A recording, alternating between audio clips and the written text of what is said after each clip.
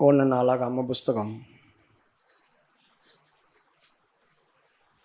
4வது அதிகாரம் 10வது வசனத்தை வாசிங்க. 1 நாளாகம புஸ்தகம் 4வது அதிகாரம் 10வது வசனம். யாபேஸ் இஸ்ரவேலின் தேவனை நோக்கி, தேவரீர் என்னை ஆசீர்வதித்து என் எல்லையை பெரிதாக்கி உமது கரம் என்னோடு இருந்து தீங்கு என்னை துக்கப்படுத்தாதபடிக்கு அதற்கு என்னை விலக்கி காத்தருளும் என்று வேண்டிக் கொண்டான். அவன் வேண்டிக் கொண்டதை தேவன் அருளினார். கர்த்தருடைய பரிசுத்த நாமத்துக்கு மகிமை உண்டாகட்டும். யாபேஸ் இஸ்ரவேலின் தேவனை நோக்கி, தேவரீர் என்னை ஆசீர்வதித்து என் எல்லையை விரிவாக்கி உம்முடைய கரம் என்னோடு கூட இருந்து தீங்கு என்னை துக்கப்படுத்தாதபடிக்கு அதற்கு விலக்கி காத்தருளும் என்றார். அவன் சொல்லி முடிக்கும்போது கர்த்தர் அவன் ஜெபத்துக்கு ஆன்சர் கொடுக்கிறார். பிரியமானவர்களே, யாருக்கு தேவன் பதில் தருவார்? யாரை தேவன் ஆசீர்வதிப்பார்? இது ரொம்ப அவசியம். இவனுக்கு மட்டும் ஏன் ஆண்டவர் ஜெபித்த உடனே ஆசீர்வாதத்தை கொடுத்தார்? இவன் இஸ்ரவேலின் தேவனை நோக்கி, அப்போ இவன் இஸ்ரவேலை சேர்ந்தவன் அல்லவா? வேற யாரையா? இஸ்ரவேலின் தேவனை நோக்கி இவன் ஜெபித்தானே. ஆகவே இந்த நாட்களில் இந்த பூமியில் இருக்கிற யாராக இருந்தாலும் யாபேஸை போல நாம் இருந்து ஜெபிச்சோம்னா கர்த்தர் நமக்கு உதவி செய்வார். இவனுடைய சுபாவங்களையும் இந்த வேதத்தில் இருக்கிறதான சில வசனங்களை நாம் தெரிந்து கொள்ளலாம். முதலாவது, யாபேஸ் அப்படி சொன்னால் என்ன தெரியுமா? வறட்சி அப்படின்னு அர்த்தம். மழையே பெய்யாமல் 10 வருஷம் 20 வருஷம் மழை பெய்யாமல் இருந்தால் அந்த மண் கட்டி எப்படி இருக்கும்? வறண்ட பூமி, வறண்ட மண். அந்த மண்ணுக்கு தான் எபிரேய மொழியில் யாபேஸ் அப்படி சொல்லுவாங்க. தண்ணி இல்லாததான கையில் எடுத்தால் அப்படி பொடி பொடியாக போவோமே, களிமண். அதுக்கு பேர் மண்ணாங்கட்டி. அவ்வளோதான், சாதாரணமாக சொல்லணும்னா மண்ணாங்கட்டி, தண்ணி இல்லாத கட்டி. இப்படி தான் அவனுக்கு பேர் வச்சாங்க. ஏன் அந்த பேர் அவங்க வச்சுருப்பாங்க? 9வது வசனத்தை வாசிக்கும்போது, இப்படி வறட்சியில் இருந்த இவன் தன் சகோதரர்களுக்குள்ளே கனம் பெற்றவனாக இருந்தான். கனத்துக்குரியவனாக இருந்தான் அப்படி சொன்னால் என்ன அர்த்தம்? ஒரு போஸ்டிங்கில் இருந்திருக்கலாம், உயர்வான ஒரு அனுபவத்தில் இருந்திருக்கலாம், எல்லாரும் மெச்சிக்கொள்கிற ஒரு இடத்துல இருந்திருக்கலாம். சகோதரர்களுக்குள்ளே அப்படி சொன்னால் இவனுக்கு நிறைய சகோதரர்கள் இருக்கிறாங்க குடும்பத்தில். அவங்களே பார்க்கலாம், இவன் கொஞ்சம் ஹை லெவலில் இருந்திருக்கான், கனத்துக்குரியதான போஸ்டிங்கில் இருந்திருக்கிறான். ஆனால் இவன் பிறக்கும்போது இவன் தாய், இவன் வேண்டாம், எனக்கு வேண்டாம் இந்த குழந்தை, வேண்டாம் இந்த குழந்தை அப்படி சொல்லி தான் இவன் பிறந்திருக்கிறான். 9வது வசனம். யாபேஸ் தன் சகோதரரை பார்க்கிலும் கனம் பெற்றவனாயிருந்தான். அவன் தாய், நான் துக்கத்தோடு அவனை பெற்றேன் என்று சொல்லி அவனுக்கு யாபேஸ் என்று பெயரிட்டாள். துக்கத்தோடு பெற்றேன் அப்படி சொன்னால் என்ன அர்த்தம்? எனக்கு இந்த குழந்தை வேண்டாம், எனக்கு இன்னொரு குழந்தை வேண்டாம், ஏற்கனவே இருக்கிறவங்கள நான் வச்சு சமாளிக்க முடியல, ஏற்கனவே இருக்கிறவங்களுக்கு நான் அவங்கள போஷிக்க முடியல, ஏற்கனவே இருக்கிறவங்க தேவையை என்னால் சந்திக்க முடியல, இன்னொரு குழந்தை எனக்கு பிறந்துச்சுன்னா அதையும் நான் பாதுகாக்கணும், அதையும் நான் கட்டி எழுப்பணும், அதுக்கும் தேவையானதை கொடுக்கணும். அந்த அளவுக்கு வருமானம் இல்லை, அந்த அளவுக்கு வறட்சியாக இருக்குது, ரொம்ப கஷ்டப்பட்டுன்னு இருக்கிறேன்.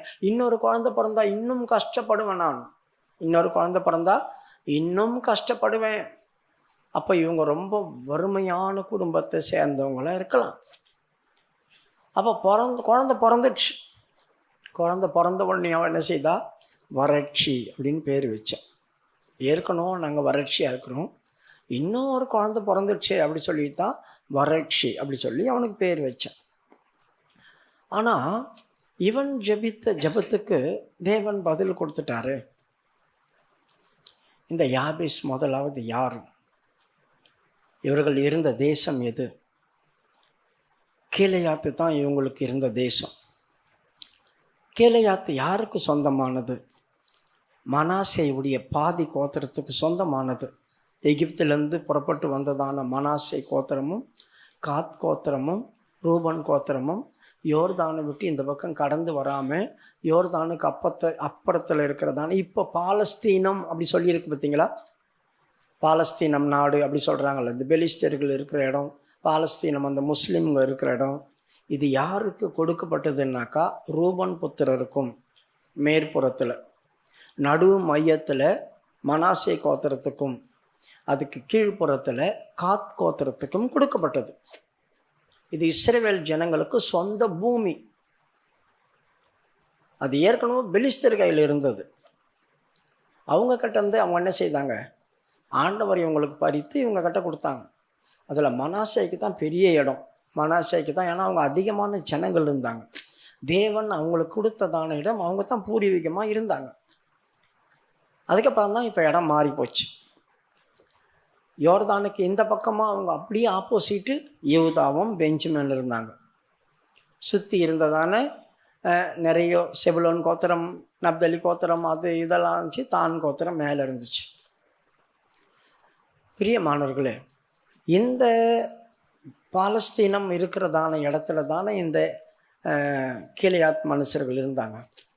கீலேயாத் தேசம், அந்த தேசத்தில் ஒரு இடம்தான் இந்த யாபேஸ் இருந்த இடம். அதனால தான் கீலேயாத் மனுஷராகிய யாபேஸ் அப்படி சொல்லியிருக்குது. படிமா அந்த வசனத்தை மறுபடியும் படி. அது இல்லை, 1 நாளாகமம் 10வது அதிகாரம் 12வது வசனம். பராக்கிரமசாலிகள் எல்லாரும் எழுந்து போய் சவுலின் உடலையும் அவன் குமாரரின் உடல்களையும் எடுத்து யாபேசுக்கு கொண்டு வந்து அவர்கள் எலும்புகளை யாபேசில் இருக்கிற ஒரு கர்வாலி மரத்தின் கீழ் அடக்கம் பண்ணி 7 நாள் உபவாசம் பண்ணினார்கள். 7 நாள் இவர்கள் உபவாசம் பண்ணாங்க. இவங்க யாரு? முதலாவது இவங்க யாருன்னு நம்ம தெரிஞ்சுக்கொள்ளணும். இந்த யாபேஸ் ஒரு பராக்கிரமசாலிகளாக இருந்தாங்க, திறமசாலிகள், எல்லாவற்றையும் செய்ய பலசாலிகள், தைரியம் உள்ளவங்க, பயப்பட மாட்டாங்க, அஞ்ச மாட்டாங்க, தைரியமாக இருப்பாங்க. அதனால தான் பராக்கிரமசாலி அப்படின்னு சொல்லப்பட்டது. தேவன் யாரை பராக்கிரமசாலின்னு சொன்னார்? கிதியோனை பார்த்து தான் பராக்கிரமசாலின்னு சொன்னார். ஆனால் கிதியோன் இவங்களை போல தைரியசாலி கிடையாது. அவன் மீதியானிற்கு பயந்து தான் அவன் கோதுமைகளை காப்பாற்றுறதுக்காக நைட்டோட நைட்டாக போரடிச்சிட்டு கிடந்தான். ஆனால் ஆண்டவர் என்ன செய்கிறார்? இவன் பொருளை இவன் தப்பு வைக்க பார்த்தானே, இவன் பொருளை காப்பாற்றுறதுக்காக இவ்வளோ பிரயாசப்படுறானே, அதனால தான் அவனை பராக்கிரமசாலி அப்படி சொன்னார். நம்முடைய பொருள் அந்நியர் எடுக்காதபடி நம்ம அதை பாதுகாக்கிறதுக்கு அதுக்கு நம்ம பிரயாசப்படணும். கண்டிப்பாக நம்ம பொருளையே நம்ம இழந்துடக்கூடாது. ஆனால் இந்த இடத்துல இவர்கள் தேவன் சொல்கிறதுக்கு முன்னாலே பராக்கிரமசாலிகள் தான். ஆனால் பராக்கிரமசாலிகளாக இவங்க இருந்தால் கூட யுத்தம் பண்ண மாட்டாங்க, இப்போ யார்கிட்டையும் சண்டை போட மாட்டாங்க, சமாதானம் பண்ணுறதுக்கு தான் ரொம்ப முயற்சி பண்ணுவாங்க. யார் இவங்களோட யுத்தத்துக்கு வந்தாங்க? இவங்களோட யுத்தத்துக்கு வந்தவங்க யார்? 1 சாமுவேலுடைய புஸ்தகம் 11வது அதிகாரம் 1வது வசனத்திலிருந்து வாசிங்க. அக்காலத்தில் நாகாஸ் என்னும் அம்மோனியன் வந்து கீலேயாத்தில் இருக்கிற யாபேசை முற்றுகை போட்டான். அப்பொழுது யாபேசின் மனுஷர் எல்லாரும் நாகாசை நோக்கி, எங்களுடைய உடன்படிக்கை பண்ணும், அப்பொழுது உம்மை சேவிப்போம் என்றார்கள். போதும். இந்த இடத்துல அக்காலத்திலே கீலேயாத்தில் இருக்கிறதான யாபேஸ் இப்படி சொல்லியிருக்குது. அப்போது கீலேயாத்தில் தான் ஒரு பாதியில் இருக்கிறதான இந்த கிராமம். இதில் இந்த யாபேஸ் ஜனங்கள் இருந்தாங்க, நிறைய பேர். அப்போ மனாசேவுடைய அந்த கோத்திரத்தில் இருந்திருக்கலாம். இப்போது இந்த யாபேஸை முற்றுகை போட்ட பேர் இவங்க பராக்கிரமசாலிகள் தானே. இவர்கள் போய் அவங்ககிட்ட என்ன சொல்கிறாங்க? எங்களோட உடன்படிக்கை பண்ணுங்க, சமாதானம் பண்ணுங்க, நம்ம எதுக்கு சண்டை போடணும், சமாதானமாக போயிடுவோம், உங்களுக்கு நீங்கள் என்ன செய்யணும்னு சொல்லுங்கள், நாங்கள் அதை செய்கிறோம், நம்ம உடன்படிக்கை பண்ணிக்கலாம், உங்களை நாங்கள் சேவிக்கிறோம், உங்களுக்கு நாங்கள் கீழே இருக்கிறோம் அப்படி சொல்கிறாங்க. பெரிய மாணவர்களே, யோசித்து பாருங்கள். இவங்க சண்டைக்கு போல யாரோ தான் சண்டைக்கு வந்தாங்க. ஆனால் இவங்க எப்படிப்பட்டவங்களாக இருக்கிறாங்க? உடன்படிக்கை பண்ணுறாங்க. யாராவது நம்மக்கிட்ட வீம்புக்கு சண்டைக்கு வந்தோம்னா நாம் சும்மா இருப்போமா? அவங்களோட போய் உடன்படிக்கை பண்ணிக்கொள்வோமா? அவங்களோட போய் ஒப்புரவாகி பேசி, சரி நீங்களே இருந்துங்க, நாங்கள் உங்களுக்கு கீழே இருந்துக்கிறோம், தாழ்த்திக்கிறேன் எங்களை, அப்படி சொல்ல முடியுமா? சொல்லவே முடியாது. யாராவது நம்மளுக்கு விரோதமாக பேசிட்டாவே நமக்கு கோபம் வந்துடும். உடனே சண்டைக்கு நிறைய ரெடியாக இருப்போம் நம்ம. என்னை எப்படி நீங்கள் பேசலாம்? நாங்கள் உங்களன்னா எதனா பேசணுமா? உங்கள்கிட்ட எதனா சண்டைக்கு போயிருந்தோமா? நாங்கள் உங்களை கேவலமாக எதனா பண்ணோமா? உங்களை எதனா திட்டினோமா? நாங்கள் எங்கேயோ இருக்கிறோம். நீங்கள் ஏன் எங்கிட்ட சண்டைக்கு வந்தீங்க? உங்களுக்கு எங்களுக்கு என்ன சம்மந்தம் இருக்குது? நியாயம் பேசி பேசி பேசி பேசி பேசி பேசி என்ன செய்வோம்? சண்டையை பெருசாக்கி விட்ருவோம். ஆனால் இவங்க பாருங்கள், ஒரு ஆள் சண்டைக்கு வந்திருந்தா கூட அவங்களோட ஒப்புரவாய் மனம் பொருந்த தான் பார்க்குறாங்க. சண்டை வேணாங்க, எதுக்குங்க சண்டை அப்படி சொல்கிறாங்க. அப்போ இவன் சொல்கிறான், அப்படியா உடன்படிக்கை பண்ண வந்திருக்கீங்களா? சமாதானம் பேச வந்திருக்கீங்களா? நான் உங்களுடைய ஒவ்வொருத்தருடைய வலது கண்ணையும் பிடுங்குவேன், அப்போ தான் நான் உங்களுக்கு பண்ணுற உடன்படிக்கை அப்படி சொல்லிட்டான். 2வது வருஷம். அதற்கு அம்மோனியன் ஆகிய நாகாஸ், நான் உங்கள் ஒவ்வொருவருடைய வலது கண்ணையும் பிடுங்கி இதனாலே இஸ்ரவேல் எல்லாவற்றின் மேலும் நிந்தை வர பண்ணுவதே நான் உங்களோட பண்ணும் உடன்படிக்கை என்றான். பார்த்தீங்களா? நான் உங்களோட உடன்படிக்கை பண்ணோன்னா உங்கள் ஒவ்வொருத்தருடைய வலது கண்ணை பிடுங்குவேன், ஒவ்வொருத்தருடைய வலது கண்ணை கெடுத்து விட்டுருவேன், வலது கண்ணை தோண்டிடுவேன். அதுதான் உங்களோட நான் பண்ணுற உடன்படிக்கை, உங்களை எல்லாரையும் நிந்தையாக்கி அலைய வைப்பேன் அப்படி சொல்கிறான். எப்படி இருக்கும் பிரியமானவர்களே? இவங்களே சண்டை போடாமல் தைரியசாலி தான், பராக்கிரமசாலி தான். ஆனால் இவங்க தாழ்ந்து போகிறாங்க. தாழ்ந்து போகும்போது அவங்க என்ன பண்ணுறாங்க? உங்களை நாங்கள் இப்படியெல்லாம் பண்ணுவோம் அப்படி சொல்கிறாங்க. சரி, வந்த இவன் யார்? அவன் பேர் என்ன? அம்மோன் புத்திரனாகிய நாகாஸ். நாகாஸ் என்னும் அம்மோன் புத்திரர் அப்படி சொல்லியிருக்குது. நாகாஸ் அப்படி சொன்னால் என்ன? பாம்பு அப்படின்னு அர்த்தம், வலு சர்பம் அப்படின்னு அர்த்தம். அதான் நாகாஸ். இவன் அவனுக்கு பேர் எப்படி வச்சுருக்கான் பாருங்க. ஆனால் இவன் எந்த வம்சத்தில் வந்தவன்? அம்மோன் புத்திரருடைய வம்சத்தில் வந்தவன். அம்மோன் புத்திரர் அப்படி சொன்னான் யார்?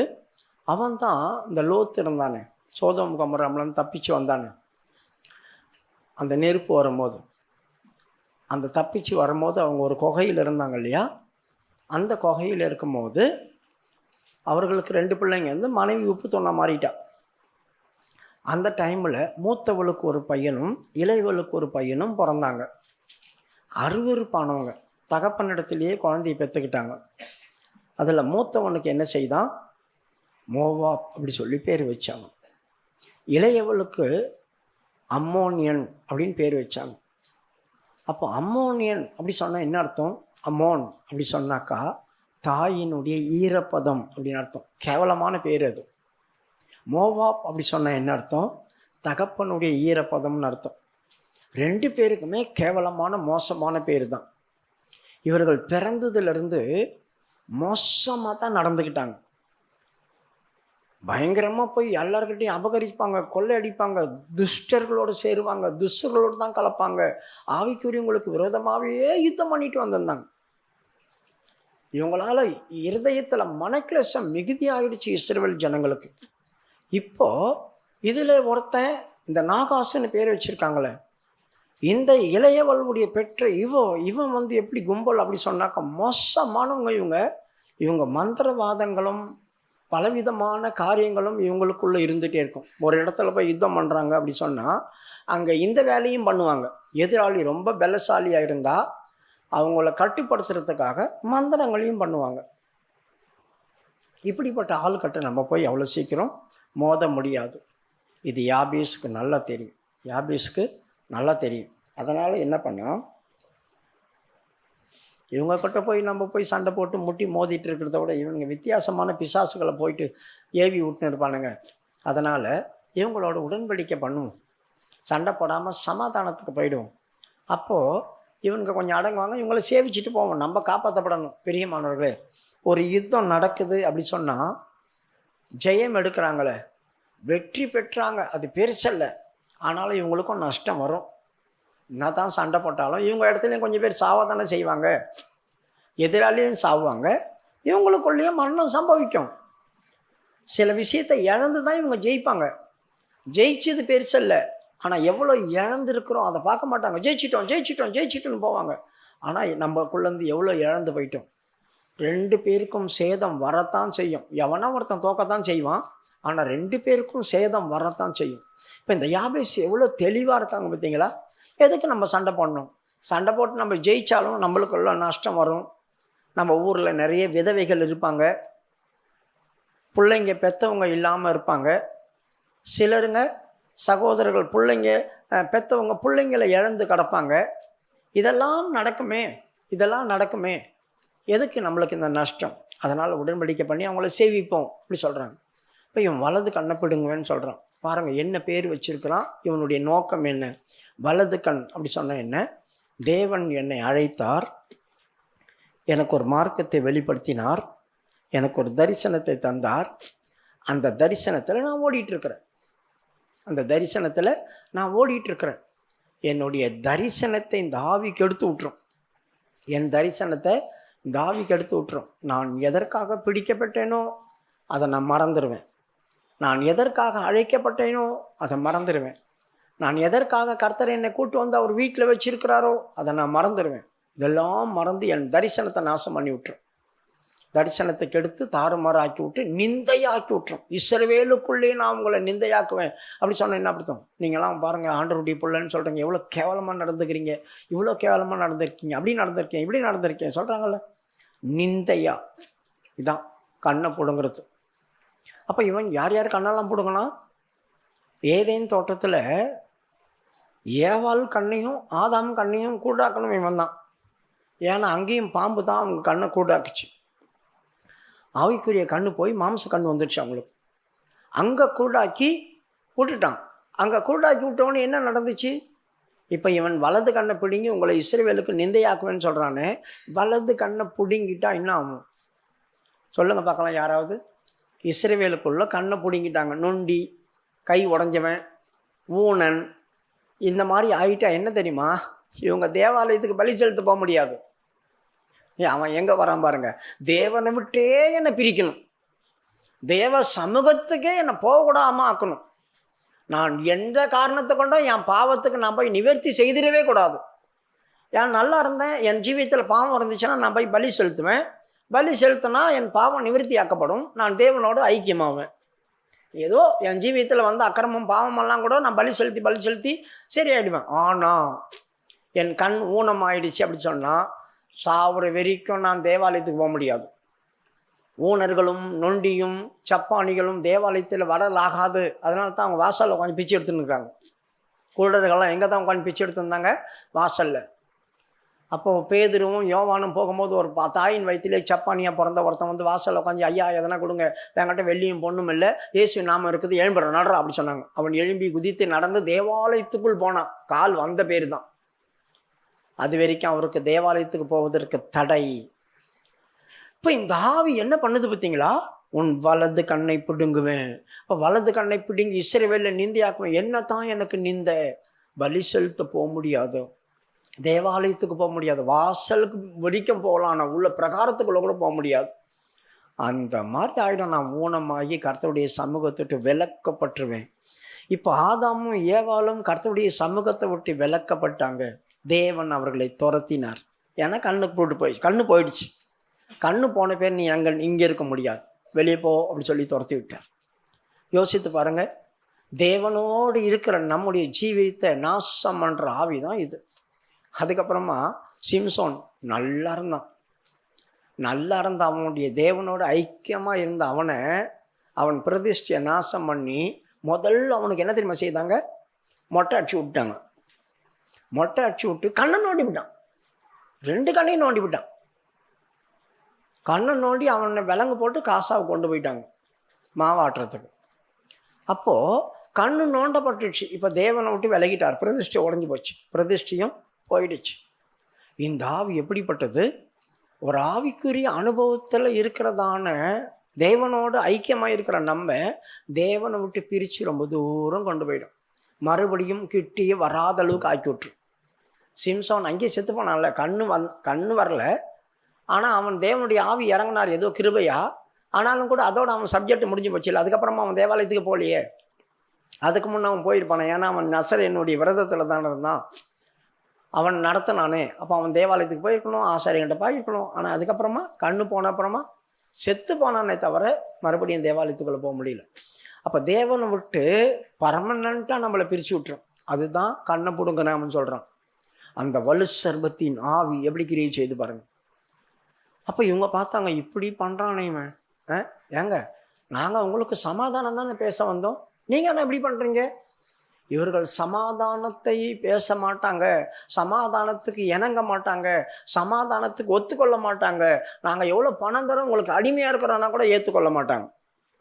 சங்கீதம் 120 கடைசியில் அங்கே வாசிக்கிறோம், சமாதானத்தை பகைக்கிறதான மேசைக்கின் கூடாரங்கள் நாங்கள் குடியிருந்தது போதும்ப்பா சாமி, இவங்கள நாங்கள் சமாதானம் பேசினா கூட இவங்க பகைக்கிறானுங்களே, சண்டைக்கு வரானுங்களே, நாங்கள் இப்போ சமாதானத்தை கூடுறோம், அவன் என் பேச்சிலேயே சண்டைக்கு வரான், என்கிட்ட பேச்சிலேயே சண்டைக்கு வரான் அப்படி சொல்கிறாங்க.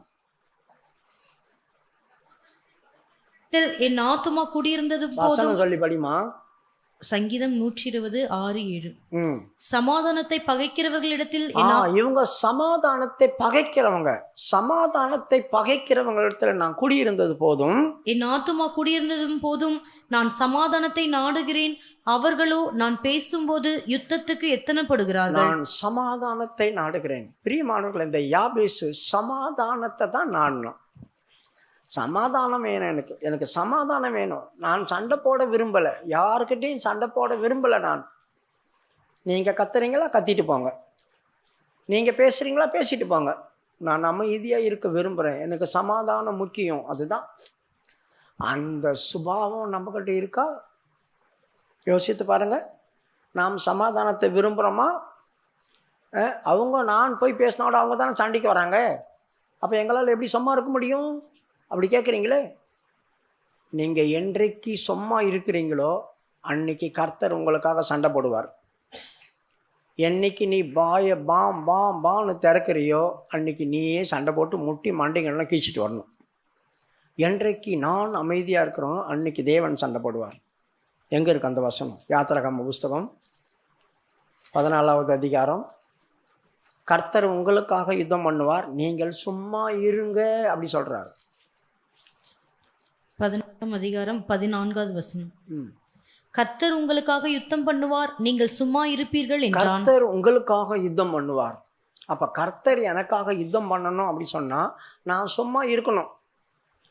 நான் வாயை திறந்து கத்திக்கிட்டே பேசிக்கிட்டே இருந்தேன்னா கர்த்தர் சொல்கிறார், நீ தானே முயற்சி பண்ணுற, நீ எங்கன்னா அமைதியாக இருக்கியா? நான் இறங்கி வேலை செய்கிறதுக்கு நீ என்னை விடுறியா? நீ அமைதியாக இருந்தால் நான் இறங்குவேன், இல்லைன்னா நான் பாட்டு நீ சண்டை போட்டுக்கோ, நான் பார்த்துட்டே இருக்கிறேன், எவ்வளோ நேரம் போடுறியோ. இன்னும் அவன் கத்தி தொண்டை தண்ணி போகும். சண்டை போட்டு அடியில் தடியிலாச்சுன்னா மண்டங்கள்லாம் கிழியும். பிரச்சனை நம்மளுக்கு வந்துடும். பிரியமானவர்களே, என்றைக்கு யாபேசை போல தெரிஞ்சு கொள்ளுங்க, அவர்கள் யுத்தத்துக்கு போகல, சமாதானத்துக்கு தான் போனாங்க. அப்போ கூட அவன் வலது கண்ணை பிடுங்குவேன்னு சொல்கிறான். இப்போ வலது கண்ணை பிடுங்கி என்னை தேவனூட்டி வெளியே கொண்டு போவேன்னு சொல்கிறான். அப்போ சமாதானத்தை தேடுறவங்களுக்கு 3 விதமான காரியம் நடக்கும். சமாதானத்தை தேடுறவங்களுக்கு 3 விதமான காரியம் நடக்கும். அதனால தான் இவன் தைரியமாக இஸ்ரவேலின் தேவனை நோக்கி என்னை ஆசீர்வதியும் அப்படி சொன்னான். சமாதானத்தில் இருக்கிறவங்களுக்கு தான் ஆசீர்வாதம் கிடைக்கும். என்னாகாம புஸ்தகம் 6வது அதிகாரம் 24வது வசனத்தை வாசித்தா, கர்த்தர் உன்னை ஆசீர்வதித்து உன்னை காக்க கடவார். கர்த்தர் என்னை ஆசீர்வதிக்கிறது மாத்திரமல்ல, என்னை அவர் பாதுகாக்கணும். நான் ஆசீர்வதிக்கப்பட்ட பிறகு நான் காக்கப்படணும். நான் காக்கப்படலைன்னா எனக்கு கிடைச்ச ஆசீர்வாதம் என்னை விட்டு போயிடும். யாராவது பறிச்சிடுவாங்க, யாராவது எடுத்துடுவாங்க, யாராவது அபகரிச்சிடுவாங்க, யாராவது அந்த ஆசீர்வாதத்தை நாசமாக்கிடுவாங்க, கெடுத்து போட்டுருவாங்க. அதனால் கர்த்தர் என்னை ஆசீர்வதிக்கிறது பெருசல்ல, காக்க கடவணும், என்னை அவர் காத்து வைக்கணும். அப்போ கர்த்தர் என்னை ஆசீர்வதித்து என்னை காக்க கடவார். படிமா. கர்த்தர் உன்னை ஆசீர்வதித்து உன்னை காக்க கடவர். கர்த்தர் உன்னை ஆசீர்வதித்து உன்னை அவர் காக்க கடவார். அவர் காத்தார்னா, இப்போ கர்த்தர் என்னை ஆசீர்வதித்து விட்டுட்டார், எனக்கு பிரச்சனையாக வருது. இப்போ பிரச்சனையாக வந்தால் எனக்கு சமாதானம் இருக்குமா? சொல்லுங்கள். சமாதானம் இல்லாமல் நைட்டும் பகலும் என்னை ஆசீர்வதிச்சிட்டார், நல்லா தான் இருக்கிறேன். ஆனால் ஒரே பிரச்சனை, சமாதானம் இல்லை. நைட்டும் பகலும் தூக்கம் வராது, சமாதானம் இல்லை. இப்போ என்ன செய்யணும்? ஆண்டவர் எனக்கு சமாதானத்தை தரணும். 25வது வசனம். கர்த்தர் தம்முடைய முகத்தை உன்மேல் பிரகாசிக்க பண்ணி உன்மேல் கிருபையாய் இருக்க கடவர். கர்த்தர் உன்மேல் அவருடைய முகத்தை பிரகாசம் பண்ணி உன்னை பார்க்கணும். அவர் உன்னை பார்த்து கிருபையை தரணும். கிருபை என்ன தரணும்? கிருபை உன்னை நிர்மூலமாகாதபடி பாதுகாக்கும். கிருபை என்ன செய்யும்? உன்னை நிர்மூலமாக்காது. நிற்பதும் நிர்மூலமாகாதிருப்பதும் சுத்த கிருபை. கர்த்தர் உனக்கு கிருபை தரும்போது என்ன செய்கிறாரு பாருங்க, உன்னை ஆசீர்வதிக்கிறார், அவர் உன்னை பாதுகாக்கிறார். ரெண்டாவது கிருபை தரார். இந்த கிருபை என்ன செய்யும்? உன்னை வழிக்கு விழுதறாதபடி பாதுகாக்கும். இதுக்கப்புறமா தான் உனக்கு சமாதானத்தை கட்டளையிடுறார். கீழே, கர்த்தர் தம்முடைய முகத்தை உன்மேல் பிரசன்னமாக்கி உனக்கு சமாதானம் கட்டளையிட கடவர் என்பதே. ஒரு மனுஷங்களை இஸ்ரவேல் ஜனங்களை ஆசீர்வதிக்கும் போது, அந்த நாட்கள் ஆசாரியர்கள் ஆசீர்வதிப்பாங்கள்ல, இந்த 3 காரியத்தையும் சொல்லுவாங்க. இந்த வசனத்தை கையை தூக்கி, கர்த்தர் உங்களை ஆசீர்வதித்து உங்களை காக்க கடவார், கர்த்தருடைய முகம் உங்களுக்கு வெளிப்பட்டு அவருடைய கிருபை உங்களுக்கு கிடைப்பதாக, கர்த்தர் அவருடைய முகத்தை உங்கள் மேல் பிரசன்னமாக்கி உங்களுக்கு சமாதானத்தை கட்டளையிடுவாராக. அப்படி சொல்லித்தான் இஸ்ரவேல் ஜனங்களை ஆசீர்வதிப்பாங்க. அவங்க இதை கேட்டு சந்தோஷமாக போவாங்க. அப்போது யாருக்கு இந்த ஆசீர்வாதம்? சமாதானத்தை நாடுறவங்களுக்கு. சமாதானத்தை நாடுறவங்களுக்கு நிறைய இடங்களில் ஆசீர்வாதத்தோடு கூட சமாதானமும் சேர்ந்துடும். சங்கீதம் 29:11.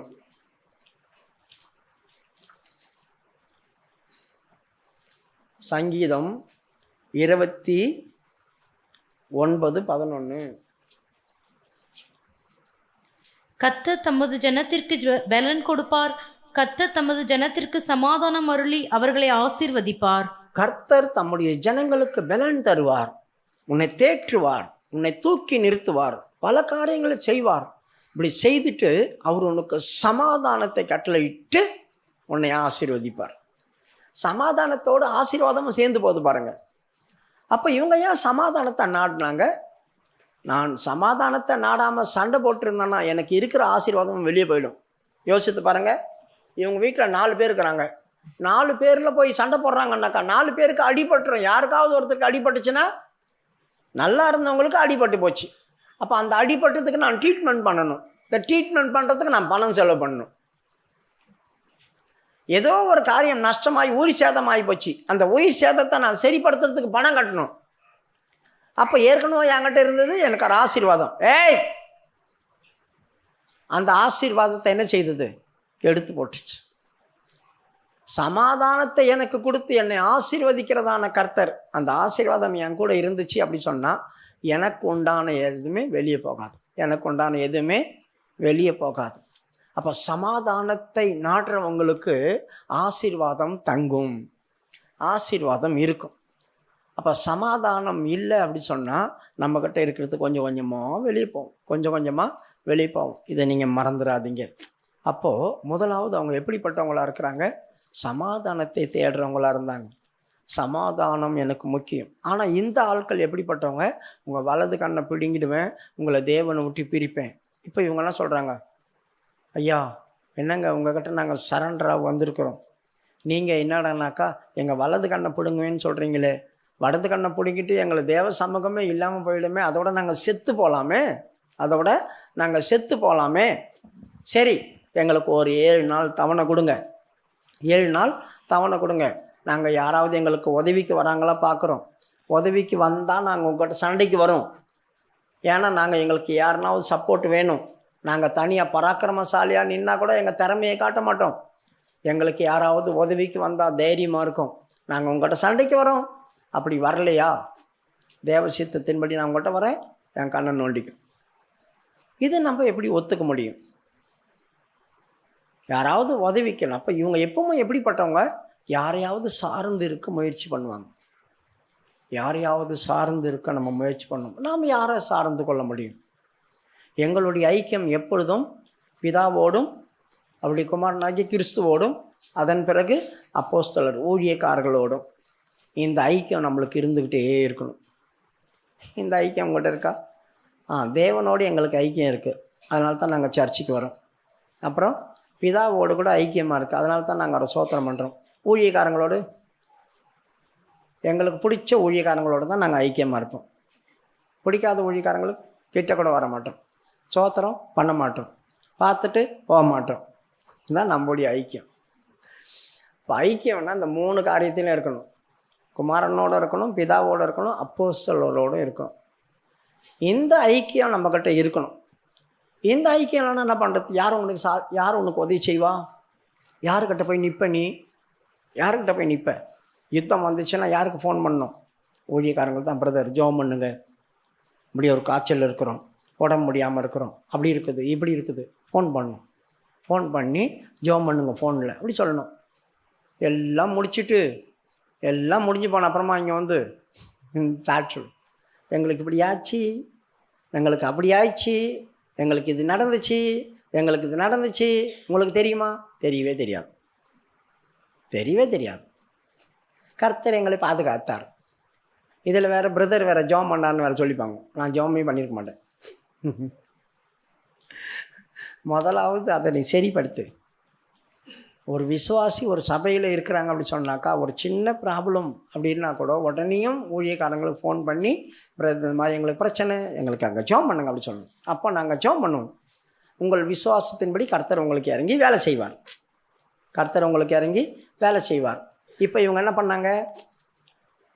இப்போ மனுஷங்களை தேடணும்னாக்கா வலது கண்ணை பிடுங்குற இவன் பேய், வலது கண்ணை பிடுங்குற இந்த சாத்தானை யார் தான் நெசக்கணும்? ஒன்று தேவன் நெசக்கணும், தேவன் தான் நெசக்க முடியும். இல்லை ஆவியானவர் எதனா பண்ணணும். சாதாரணமான மனுஷன் இவங்ககிட்ட போய் சண்டை போட முடியாது. ஏன்னா இவன் வலு சர்பம். இவங்ககிட்ட சண்டை போடுறதுக்கு தேவன் நம்மளுக்கு உதவியாக வேணும். அப்போ யாரை போய் தேடுறது? இவங்க என்ன பண்ணாங்க? அந்த பென்யமீன் கோத்திரம் இருந்துச்சு பார்த்தீங்களா, இஸ்ரவேலுக்குள்ளே.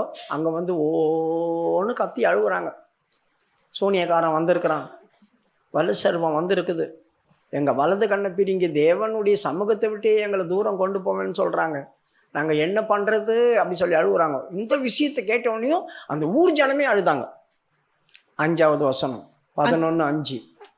1 சாமுவேல் 11வது அதிகாரம் 5வது வசனம். அந்த ஸ்தானாதிபதிகள் சவுலின் ஊராகிய கிபியாவிலே வந்து ஜனங்களின் காது கேட்க அந்த செய்திகளை சொன்னார்கள். அப்பொழுது ஜனங்கள் எல்லாரும் சத்தமிட்டு அழுதார்கள். ஏன் சத்தமிட்டு இந்த ஜனங்க அழுதாங்க? ஏன் அழுதாங்க? தேவனுடைய சமூகம் உயிர் போனால் பரவாயில்ல, தேவனுடைய சமூகமே சாவர வரைக்கும் இல்லாமல் போயிடுமே. ஆண்டவர் பக்கமே போக முடியாத, பலி செலுத்தவே முடியாது.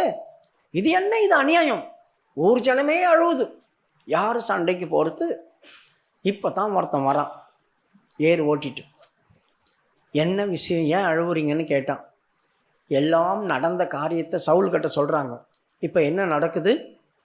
இவனை காலி பண்ணுறதுக்கு ஆவியானவர் இறங்கினார் அவன் மேலே. 6வது வசனம். சவுல் இந்த செய்திகளை கேட்டவுடனே தேவனுடைய ஆவி அவன் மேல் இறங்கினதினால். பார்த்தீங்களா? சாதாரணமான மனுஷன் போய் சண்டை போட முடியாது. சாதாரணமான மனுஷன் இந்த அம்மோனரிக்கிட்ட போய் சண்டை போட முடியாது. அவங்க பில்லி சூனியம் மந்திரவாதம் அது இதுன்னு வச்சுட்டு இருப்பானுங்க. இப்போ இவங்க கிட்ட சண்டைக்கு போனோன்னா நம்மளுக்கு தேவன் வேணும், நம்மளுக்கு தேவன் கண்டிப்பாக வேணும். அப்போ தேவன் நம்ம கூட இருந்தால் தான் இந்த வல்லமையை நம்ம எதிர்க்க முடியும். அதனால் என்ன நடந்துச்சு? சவுல் ஒரு சாதாரண மனுஷன்தான், அவனா போனால் ஜெயிக்க முடியாது. ஆனால் கர்த்தருடைய ஆவியானவர் அவனுக்கு இறங்கினார். அதனால தான் சொன்னார், நான் உங்களுக்காக யுத்தம் பண்ணுறேன், நீங்கள் சும்மா இருங்க, நான் உனக்காக சண்டை போடுறேன். இப்போது சவுல் மேல் கர்த்தருடைய ஆவி இறங்கினதுனால என்ன நடக்குது? சவுல் அல்ல, தேவன் தான் அவங்களோட சண்டை போட போகிறார். இப்போது ஆவியானவர் தான் அவங்களோட சண்டை போடுறார். ஆவியானவர் சண்டை போடுவாரா? எங்கேயாவது போட்டிருக்கிறாரா? பைபிளில் எங்கேயாவது வசனம் இருக்கா ஆவியானவர் சண்டை போட்டார் அப்படி சொல்லிட்டு இருக்குதா? யாருக்குன்னா தெரியுமா? சொல்லுங்க, யாருக்காவது தெரியுமா ஆவியானவர் சண்டை போட்டார்னு? ஏசாயாவுடைய புஸ்தகம் 63வது அதிகாரம் 10வது வசனம். ஏசாயாவுடைய புஸ்தகம் 63:10. அவர்களோ கலகம் பண்ணி அவருடைய பரிசுத்தாவை விசனப்படுத்தினார்கள். அதனால் அவர் அவர்களுக்கு சத்துருவாய் மாறி அவரே அவர்களுக்கு விரோதமாய் யுத்தம் பண்ணினார். பார்த்தீங்களா? ஆவியானவர் யுத்தம் பண்றாரு. இந்த ஒரு இடத்துல மட்டும்தான் ஆவியானவர் சண்டை போடுறாரு அப்படி சொல்லியிருக்குது. பிரியமானவர்களே, ஆவியானவரும் யுத்தம் பண்ணுவார், தேவனும் யுத்தம் பண்ணுவார், தேவ தூதர்களும் நமக்காக யுத்தம் பண்ணுவாங்க. ஆனால் இந்த இடத்துல ஸ்பெஷல் என்ன?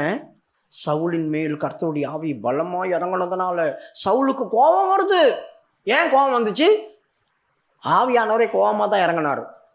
வலது கண்ணை பிடுங்கி என் ஜனங்களை என் சமூகத்தை விட்டு வெளியே கொண்டு போக பார்க்குறான். அவன் என் கூட சேர விடாத அளவுக்கு வெளியே பிரித்து கொண்டு போக பார்க்குறான். இவனை நான் சும்மா விடுவேணும், அதனால் அவன் மிகவும் கோபம் கொண்டானான். இப்போ படிங்க 6வது வசனம் 1 சாமுவேல்.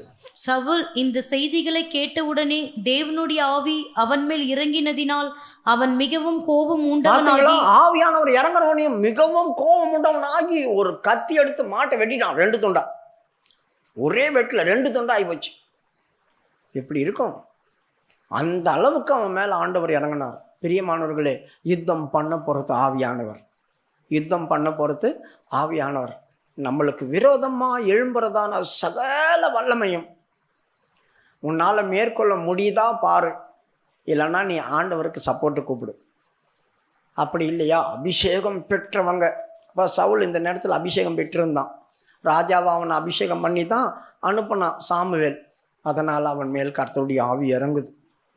அபிஷேகம் பெறாத ஒரு ஆள் மேலே கர்த்தருடைய ஆவி இறங்காது. அவங்ககிட்ட போய் சொல்லி பிரயோஜனம் இல்லை. அவங்க இதெல்லாம் எதிர்க்க முடியாது.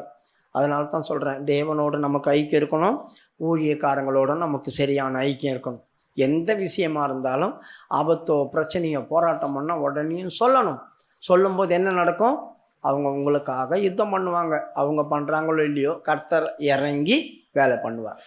கர்த்தர் இறங்கி என்ன பண்ணுவார்? மனுஷன் மூலியமாக தான் இறங்கி வேலை பண்ணுவார். ஆகவே இப்போ கர்த்தர் அவனுக்காக இறங்கினார், கர்த்தர் அவங்களுக்காக இறங்கினார். இந்த சமாதானத்தின் தேவன் தான் சாத்தானை நசுக்க முடியும். இவன் மேல் கர்த்தர் இறங்கினதுனால தான் சாத்தானை கர்த்தர் வலு சர்பத்தை நெசக்கினார். எங்கே நெசக்கினார்? ரோமருடைய புஸ்தகம் 16வது அதிகாரம் 20வது வசனத்தில் சமாதானத்தின் தேவன் சாத்தானை நெசக்கி உங்கள் காலின் கீழ் போட்டார். சமாதானத்தின் தேவன் சீக்கிரமாய் சாத்தானை உங்கள் கால்களின் கீழே நசுக்கி போடுவார். பார்த்தீங்களா? சீக்கிரமாய் அப்படி சொன்னா என்ன அர்த்தம்? நான் சமாதானத்தை தேடுறேன், நான் சண்டைக்கு போகல. ஆனால் அவங்க தான் என் வலது கண்ணை பிடிங்குறேன்னு சொல்கிறாங்க. அவங்க தான் பிரச்சனைக்கு வராங்க, நான் போகல. ஆனாலும் அவங்க பிரச்சனை பண்ணாலும் நான் சமாதானத்தை தான் நாடுவேன், நான் சமாதானத்தை தான் நாடுவேன் அப்படின்றதான எண்ணம் இருக்குது. பார்த்தீங்களா? அப்படிப்பட்டவங்களுக்கு கர்த்தரே இறங்கி யுத்தம் பண்ணி சாத்தானை காலின் கீழ் போட்டு மிதித்து நெசக்கி இந்த அப்படின்னு நம்ம காலின் கீழ் போடுவார். அதை ஏற்கனவே நெசங்கி செத்து போச்சே, எதுக்கு என் காலின் கீழே? ஏன்னா இது வரைக்கும் உனக்கு தலைக்கு மேலேருந்து உன்னை போராடிட்டு இருந்துச்சு, உன்னை நாசம் பண்ண அழிக்கணும்னு நினச்சிது. இப்போ நான் என்ன செய்தேன்? உனக்கு கீழ்ப்படுத்தி போட்டிருக்கிறேன். நீ அதை பார்க்கும் போதெல்லாம் நீ சொல்லணும், எவ்வளோ வேலை பண்ண, எவ்வளோ வேலை பண்ண, ஒன்றும் பண்ண முடியாமல் கிடக்குறியே, என் காலு கீழே வந்துட்டியே.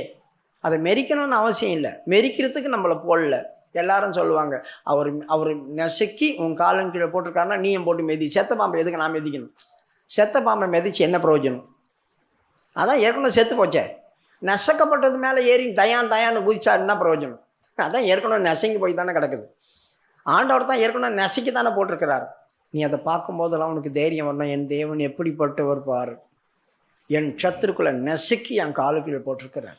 இவனால தான் எனக்கு பிரச்சனை, இவனால தான் எனக்கு போராட்டம், இவன் தான் இவ்வளோ காரியம் பண்ணி என்னை நஷ்டப்படுத்தினான், நாசம் பண்ணான், வேதனை படைச்சான், கண்ணீர் விட வச்சான், தூக்கம் வராமல் என்னை கஷ்டப்படுத்தினான். பல விஷயங்கள் இவனால் எனக்கு நடந்தது. இப்போ பாரு, காலு கீழ் விழுந்து கிடக்கிறான், காலு கீழ் விழுந்து கிடக்கிறான், காலில் விழுந்து கிடக்கிறான். இனி இவனால் எனக்கு எந்த பிரச்சனையும் இல்லை அப்படி சொல்லணும். அதுக்கு தாங்க உன் காலின் கீழே ஒரு நெசைக்கப்பட்டார். அவனை மெதிச்சிட்டு உட்காந்துக்கிறதுக்கு இல்லை. இதை பார்க்கும் போதெல்லாம் அவனுக்கு ஒரு தைரியம் வரணும், இதை பார்க்கும் போதெல்லாம் அவனுக்கு ஒரு நிச்சயம் வரணும். இதை பார்க்கும் போதெல்லாம் என் தேவன் யார் அப்படின்னு நான் தெரிஞ்சுக்கணும், எப்படிப்பட்டவர் என் தேவன் நான் தெரிஞ்சுக்கணும். அதுக்காக என் காலின் கீழ் போட்டேன். ஆகவே இந்த வல்லமையை ஜெயிக்கணும். 2வது, இப்போ அவங்ககிட்ட ஒரு வார்த்தை சொன்னாங்க பார்த்தீங்களா, அந்த யாபேசு, ஐயா எனக்கு ஒரு 7 நாள் டைம் கொடுங்க ஐயா, நான் போகிறேன், யாராவது ஹெல்ப்பு கூப்பிட்றேன், வந்தால் பார்க்கலாம், அப்படி இல்லை யாரும் வரல அப்படின்னா நாங்கள் வரோம், நீங்கள் சொன்னபடி எங்களுக்கு செய்யுங்கன்ட்டாங்க. யார் ஒத்துவா? யார் ஒப்பு கொடுப்பா? என்ன அர்த்தம் அதுக்கு?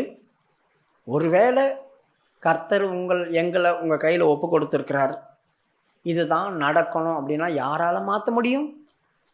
யாரால் மாற்ற முடியும்? யாராலையும் மாற்ற முடியாது. அதனால் நாங்கள் வரோம், நாங்கள் அப்போ கூட சண்டை போடல, நாங்கள் வரோம், நீங்கள் உங்கள் இஷ்டப்படி வலது கணம் தோண்டிக்கு. நம்மளால் சொல்ல முடியுமா? பிரியமானவர்களே, ஒரு பிரச்சனையும் ஒரு போராட்டமும் வரும்போது நாம் தேவனை நோக்கி கூப்பிடுறோம், அபயம் விடுறோம், ஏதோ செய்கிறோம். கர்த்தர் நமக்கு ஹெல்ப் பண்ணுறார். சில நேரங்கள் ஆண்டவர் மௌனமாக இருப்பார். அப்போ நாம் என்ன நினைக்கணும்? தேவ சித்தம் எனக்குள்ள நிறைவேறுது, தேவனிடத்தில் அன்பு கூறலுக்கு சகலமும் நன்மைக்கு எதுவாக நடக்குன்ற மாதிரி நடந்துட்டு போட்டோம். இதுக்காக நாம் புலம்பி பிரயோஜனம் இல்லை, போராடி பிரயோஜனம் இல்லை, எதிர்த்து நின்று பிரயோஜனம் இல்லை. எதுவாக இருந்தாலும் நஷ்டமாக இருப்பது, இதை அனுபவிச்சு தான் ஆகணும் அப்படின்றதான மனப்பக்குவம் நமக்கு வேணும். இது யாபேசுக்கு இருந்துச்சு, இது யாபேசுக்கு இருந்துச்சு, இது தாவீதுக்கும் இருந்துச்சு. 2 சாமுவேலுடைய புஸ்தகம் 16வது அதிகாரம் 7வது வசனமா 8வது வசனம் வரும்போது, தாவீது அப்சலோமால் துரத்தப்பட்டு அவன் பாகூர் வரைக்கும் வந்தான். அந்த இடத்துக்குள்ளே வரும்போது சவுலுடைய குடும்பத்தில் பிறந்தவன் ஒருத்தன் சீமேயி வந்தான். அவன் வந்து என்ன தெரியுமா சொல்கிறான்? தாவீதை பார்த்து, டேய் அக்கிரமக்காரா, பேலியாளின் மகனே, நாசமாக போடா, எங்கள் வீட்டு குடும்பத்தெல்லாம் நாசம் பண்ண இல்லையா? எங்கள் அப்பா எனக்கு ராஜாவாக இருந்தார், எங்கள் அப்பா சிங்காசனத்தில் இருந்தார், எங்கள் அப்பா சிங்காசனத்தில் இல்லாதபடி ஆக்கி விட்டியாடா, எங்கள் அப்பா சிங்காசனத்தில் நீ உட்காந்துட்டியாடா, எங்கள் குடும்பம் தான்டா ராஜா காலத்தில் ராஜாவாக வர வேண்டியது, எங்கள் இடத்துல நீ உட்காந்துட்டு இருக்கிறியே, பாரு உன் புள்ள உன்னை திரட்டிட்டான் பத்தியா, உன் புள்ள உன்னை துரத்துட்டான், நாசமாக போன்னு மண்ணை வாரி விட்டுட்டு வரான்.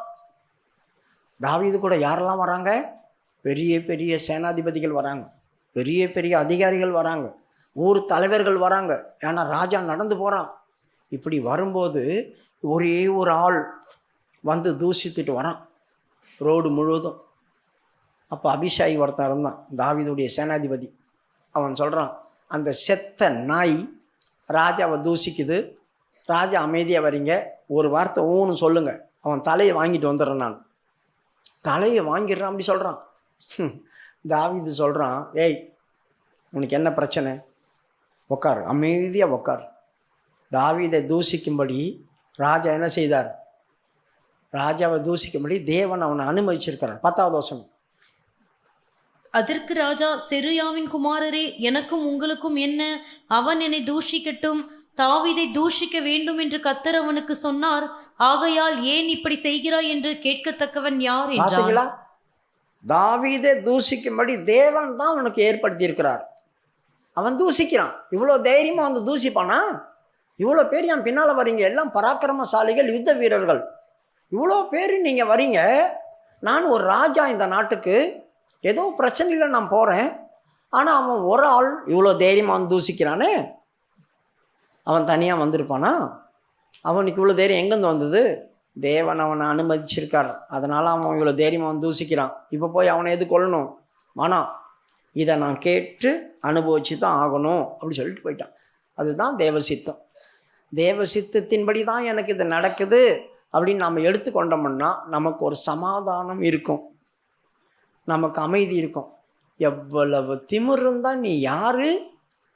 ஒரு செத்த நாய், நான் ஒரு ராஜா, என் பின்னால் எவ்வளோ பேர் வராங்க, நீ என்ன வந்து பேலியாளின் மகன் சொல்கிற, நாசமாக போன்னு சொல்லி மண்ணை வேற மேலே தூக்கி போடுற. கல்லெல்லாம் தூக்கி போட்டான், மண்ணெல்லாம் வாரி மேலே போட்டான், அதெல்லாம் தட்டி விட்டுன்னு போயிட்டே இருக்கணும். நம்மள இருப்போமா? இப்போ நம்ம பைபிள் எடுத்துன்னு போகிறோம், அப்படிக்கா ரோட்டில் போகும்போது ஒரு ஆள் கெட்ட வார்த்தையாக திட்டுது நம்மளை. தேவ சித்தம், திட்டுங்க, நல்லா திட்டுங்கன்னு சிரிச்சுட்டே போவோமா நம்ம? நான் பைபிள் எடுத்துகிட்டு எங்கேயோ போயிட்டு இருக்கிறேன், என் கதையை பார்த்துட்டு எதுக்கு நீ யார், நீ உனக்கு எனக்கும் என்ன சம்மந்தம் இருக்குது, என்ன ஏன் திட்டுற? நான் உன்னை எதனா பண்ணேன்னா, உங்கள்கிட்ட சண்டைக்கு வந்தேன்னா, போராடினேன்னா, என்னத்துக்காக என்ன திட்டினேன்? பிடிச்சிப்பான் அவங்க கொண்டையே. ஏன் திட்டினேன் மொங்குன்னு ஊற்றுவோம். அப்புறம் எங்கே தேவன் சண்டை போடுவார் நம்மளுக்காக? சொல்லுங்கள், தேவன் அப்புறம் எங்கே நம்மளுக்காக யுத்தம் பண்ணுவார்? தேவன் நமக்கு செய்யணும் அப்படின்னாக்கா இது தேவ சித்தம். அவங்க போய் என்னத்த திட்டுறாங்க, பாவம், அவங்க ஏதோ பாவம், என்ன மண்டை குழம்பி போய் என்னை திட்டினே இருக்காங்க, எதுக்கு திட்டுறாங்கன்னே அவங்களுக்கும் தெரியாது. அதனால் நம்ம சிரிச்சுக்கிட்டே போகணும். வருவோமா? அந்த மாதிரி மாறுவோமா? தலைக்கு என்ன கூட இந்த சபையாரே உங்களால் முடியாது. நீங்கள்லாம் யாபேஸாக மாறினா கஷ்டம்தான். இப்படி மாறுவீங்களா? உங்களை யாருன்னா திட்டினாங்கன்னா சகிச்சுட்டு சிரிச்சுட்டு நீங்கள் போயிட்டீங்க அப்படின்னா நினச்சி கொள்ளுங்க, ஆசீர்வாதம் இன்றைக்கே வந்துடுச்சு. உங்களுக்கு அவன் கேட்ட மாதிரி உங்களுக்கும் கிடச்சிரும். அப்படி இல்லைன்னாக்கா இப்பயே உங்களுக்கு கோபம் வந்திருக்கும். வாரம் வாரம் இவனை பார்க்க சொல்கிறான். பார்க்கலன்னா நான் பேசுகிறான். இவனுக்கு சோதனை பண்ணணுமா, பண்ணலன்னா ஐக்கியம் இல்லைன்றான், அது இல்லைன்றான், இது இல்லைன்றான், நான் பேசினுக்கிறான். இப்படியே ஒன்று குறிநரி மாதிரி பல்ல கட்சின்னு உட்காந்துருப்போம். இந்த வார்த்தைக்கே உங்களுக்கு சகிக்க முடியல, தாங்க முடியலண்ணா. உங்களை கெட்ட வார்த்தையில் போட்டு எவனா ரோட்டில் திட்டிருந்தான்னா சகிப்பீங்களா? தேவ சித்தம்னு உங்களால் எடுத்துக்கொள்ள முடியுமா? சொல்லுங்கள். இங்கே வந்து எத்தனை மாதம் ஆகுது, ஒரு சிலருக்கு வந்து சோத்திரம் கூட பண்ணுறதில்ல. நீ இன்னார் இங்கே தாங்க நாங்கள் விசுவாசி அப்படின்னு கூட எனக்கு தெரியாது. இங்கே தான் நான் இருக்கிறேன், இந்த ஊரில் தான் இருக்கிறேன், இந்த சபையில் தான் இருக்கிறேன்னு கூட தெரியாது. அந்த மாதிரி ஒரு கூட்டத்தார் இருக்கிறாங்க. மூடனை உலக்கையால் நொய்யோடு நொய்யாய் நொறுக்கினாலும் அவன் மூடத்தனமாக அவனை விட்டு போகாது. டெய்லியும் உரலில் போட்டு உங்களை நொய்யாக நொறுக்கினா கூட உங்கள் மூடத்தனம் உங்களை விட்டு போகுமா? போகாது, போகவே போகாது. என்னங்க பண்ணுறது? அதனால் இந்த சுபாவம் மாறணும், மாறித்தான் ஆகணும். மாறினா உங்களுக்கு ஆசீர்வாதம் தானாக வந்துடும். இப்போ அவன் சொல்கிறான், எங்களுக்கு யாருன்னா உதவி செய்தால் பரவாயில்ல பட்டும், ஆனால் உதவி இல்லைன்னா தேவ சித்தம் நாங்கள் எடுத்துக்கிறோம், கண்ணை நோண்டிட்டு போ. தேவ சித்தம்னு எடுத்துக்கிறோம், கண்ணை நோண்டிட்டு போ அப்படி சொல்லிட்டான். பிரியமானவர்களே, இந்த காரியத்துக்கு தான் கர்த்தர் அவங்களுக்காக இறங்கினார் சண்டை போடுறது. அவங்க சகலத்தையும் தனக்கு சாதகமாய் மாற்றிக்கிறாங்களே, எல்லாத்தையும் எனக்காக அவங்க சகிக்கிறாங்களே, வா நான் உனக்காக சண்டை போடுறேன். கர்த்தர் எனக்காக இறங்குவார். ரெண்டாவது, இவர்களுக்கு எப்படிப்பட்டதான இருதயம் தெரியுமா? ஒரு நன்றி உள்ள இருதயம் இருந்துச்சு அவங்களுக்கு. யாராவது நம்மளுக்கு நன்மை செய்தால் திருப்பி செய்வாங்க. அவங்க கெட்டு போனவங்களாக இருந்தாலும், அந்த கெட்டு போனவங்க தானே அவங்க. கடவுளை விட்டு தூரம் போனவங்களாக இருந்தாலும், கடவுளை விட்டு தூரம் போயிட்டாங்களே அப்படியெல்லாம் நினைக்க மாட்டாங்க. இவங்க உதவிக்கு செய்வாங்க. 1 நாளாகமம் புஸ்தகம் 10வது அதிகாரம் 12வது வசனத்தை வாசிங்க. பராக்கிரமசாலிகள் எல்லாரும் எழுந்து போய் சவுலின் உடலையும் அவன் குமாரரின் உடல்களையும் எடுத்து யாபேசுக்கு கொண்டு வந்து அவர்கள் எலும்புகளை யாபேசில் இருக்கிற ஒரு கர்வாலி மரத்தின் கீழ் அடக்கம் பண்ணி 7 நாள் உபவாசம் பண்ணினார்கள். ஏன் சவுலுடைய எலும்புகளையும் அவனுடைய குமாரனாகிய யோனாத்தான் எலும்புகளையும் எடுத்துன்னு வந்து இவங்க ஒரு மரத்தின் கீழ் மறைச்சி ஒழிச்சு வச்சுட்டு இவங்க 7 நாள் உபவாசம் பண்ணாங்க. எதுக்காக? கில்போவா மலையில் பெலிஸ்தருடைய தானியத்துக்குள்ள செத்து போய் கிடக்குறாங்க. இவங்க அதை தூக்கிட்டு வந்தாங்க. உள்ளே போயிட்டு அந்த கில்போவா மலை மேலேருந்து தூக்கிட்டு வந்துட்டாங்க. தூக்கிட்டு வந்து இவங்க இருந்த ஏரியாவில் ஒரு இடத்துல மரத்துக்கு கீழே புதைச்சாங்க. பிரியமானவர்களே, சவுல் யார்? கர்த்தருக்கு துரோகம் பண்ணவன், கர்த்தரை விட்டு விலகினவன், வெளியே போனவன். ஆனால் இவங்க பிரச்சனையிலையும் போராட்டத்திலையும் இருக்கும்போது இந்த சவுல் தாங்க அவங்களுக்கு உதவி பண்ணான். இவங்க வலது கண்ணை நோண்டுவேன்னு அவங்க வந்து சொன்னாங்களே, அந்த நேரத்தில் இந்த சவுல் தான் இவங்களுக்காக யுத்தம் பண்ண போனான். இப்போது அவன் யுத்தத்தில் செத்து கிடக்கிறான். எனக்கு உதவி பண்ணவங்க, நாங்கள் ஆபத்தில் இருக்கும்போது எங்களை காப்பாற்றினவங்க செத்து கிடக்கிறாங்க. அந்த ஊருக்காரங்க கூட அவங்கள யாரும் எதிர்த்து அடக்கம் பண்ண முடியல. அவங்க சொந்தக்காரங்க கூட போக மாட்டுறாங்க. அவங்களுடைய இனத்தார் கூட, பெஞ்சமின் கோத்திரம் கூட யாரும் போக மாட்டுறாங்க. நாங்கள் போகிறோம், எங்களுக்கு உதவி செய்தாங்க, நாங்கள் போகிறோம் அப்படி சொல்லி போய் அந்த எலும்புகளை எடுத்தாங்க. பிரியமானவர்களே, நன்றி உள்ள இருதயம் நமக்கு இருக்கணும். யாராவது நமக்கு நன்மை செய்தால் அவங்க கஷ்டப்படும் போது திருப்பி செய்து அவங்கள தேத்தி தூக்கி எடுக்கணும், அவங்களுக்கு ஆறுதல் உண்டாக்கணும், அவங்களுக்கு நன்றி கடனை திருப்பி செய்யணும். இதெல்லாம் தேவன் விரும்புவார். ரெண்டாவது, இவங்க ஏன் அதை எடுத்து புதைச்சாங்க? ஏன் புதைச்சாங்க? காரணம் என்ன? கீழே 13வது வசனம் வாசிக்கும் போது கர்த்தருக்கு அவன் துரோகம் பண்ணான் அப்படி சொல்லியிருக்கு.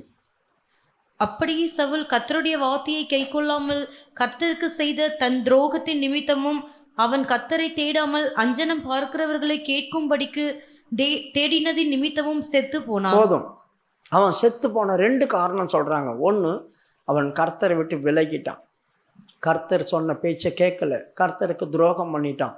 ரெண்டாவது, கட்டளையை மீறினான். மந்திரவாதி கட்டலாம் போகக்கூடாதுன்னு சொன்னார் ஆண்டவர். அஞ்ஞானம் பார்க்குறவங்களும் குறி சொல்கிறவங்களையும் தேடினான், கர்த்தரை தேட மறந்துட்டான். இந்த 2 விஷயத்துக்காக அவன் செத்து போயிருக்கிறான்.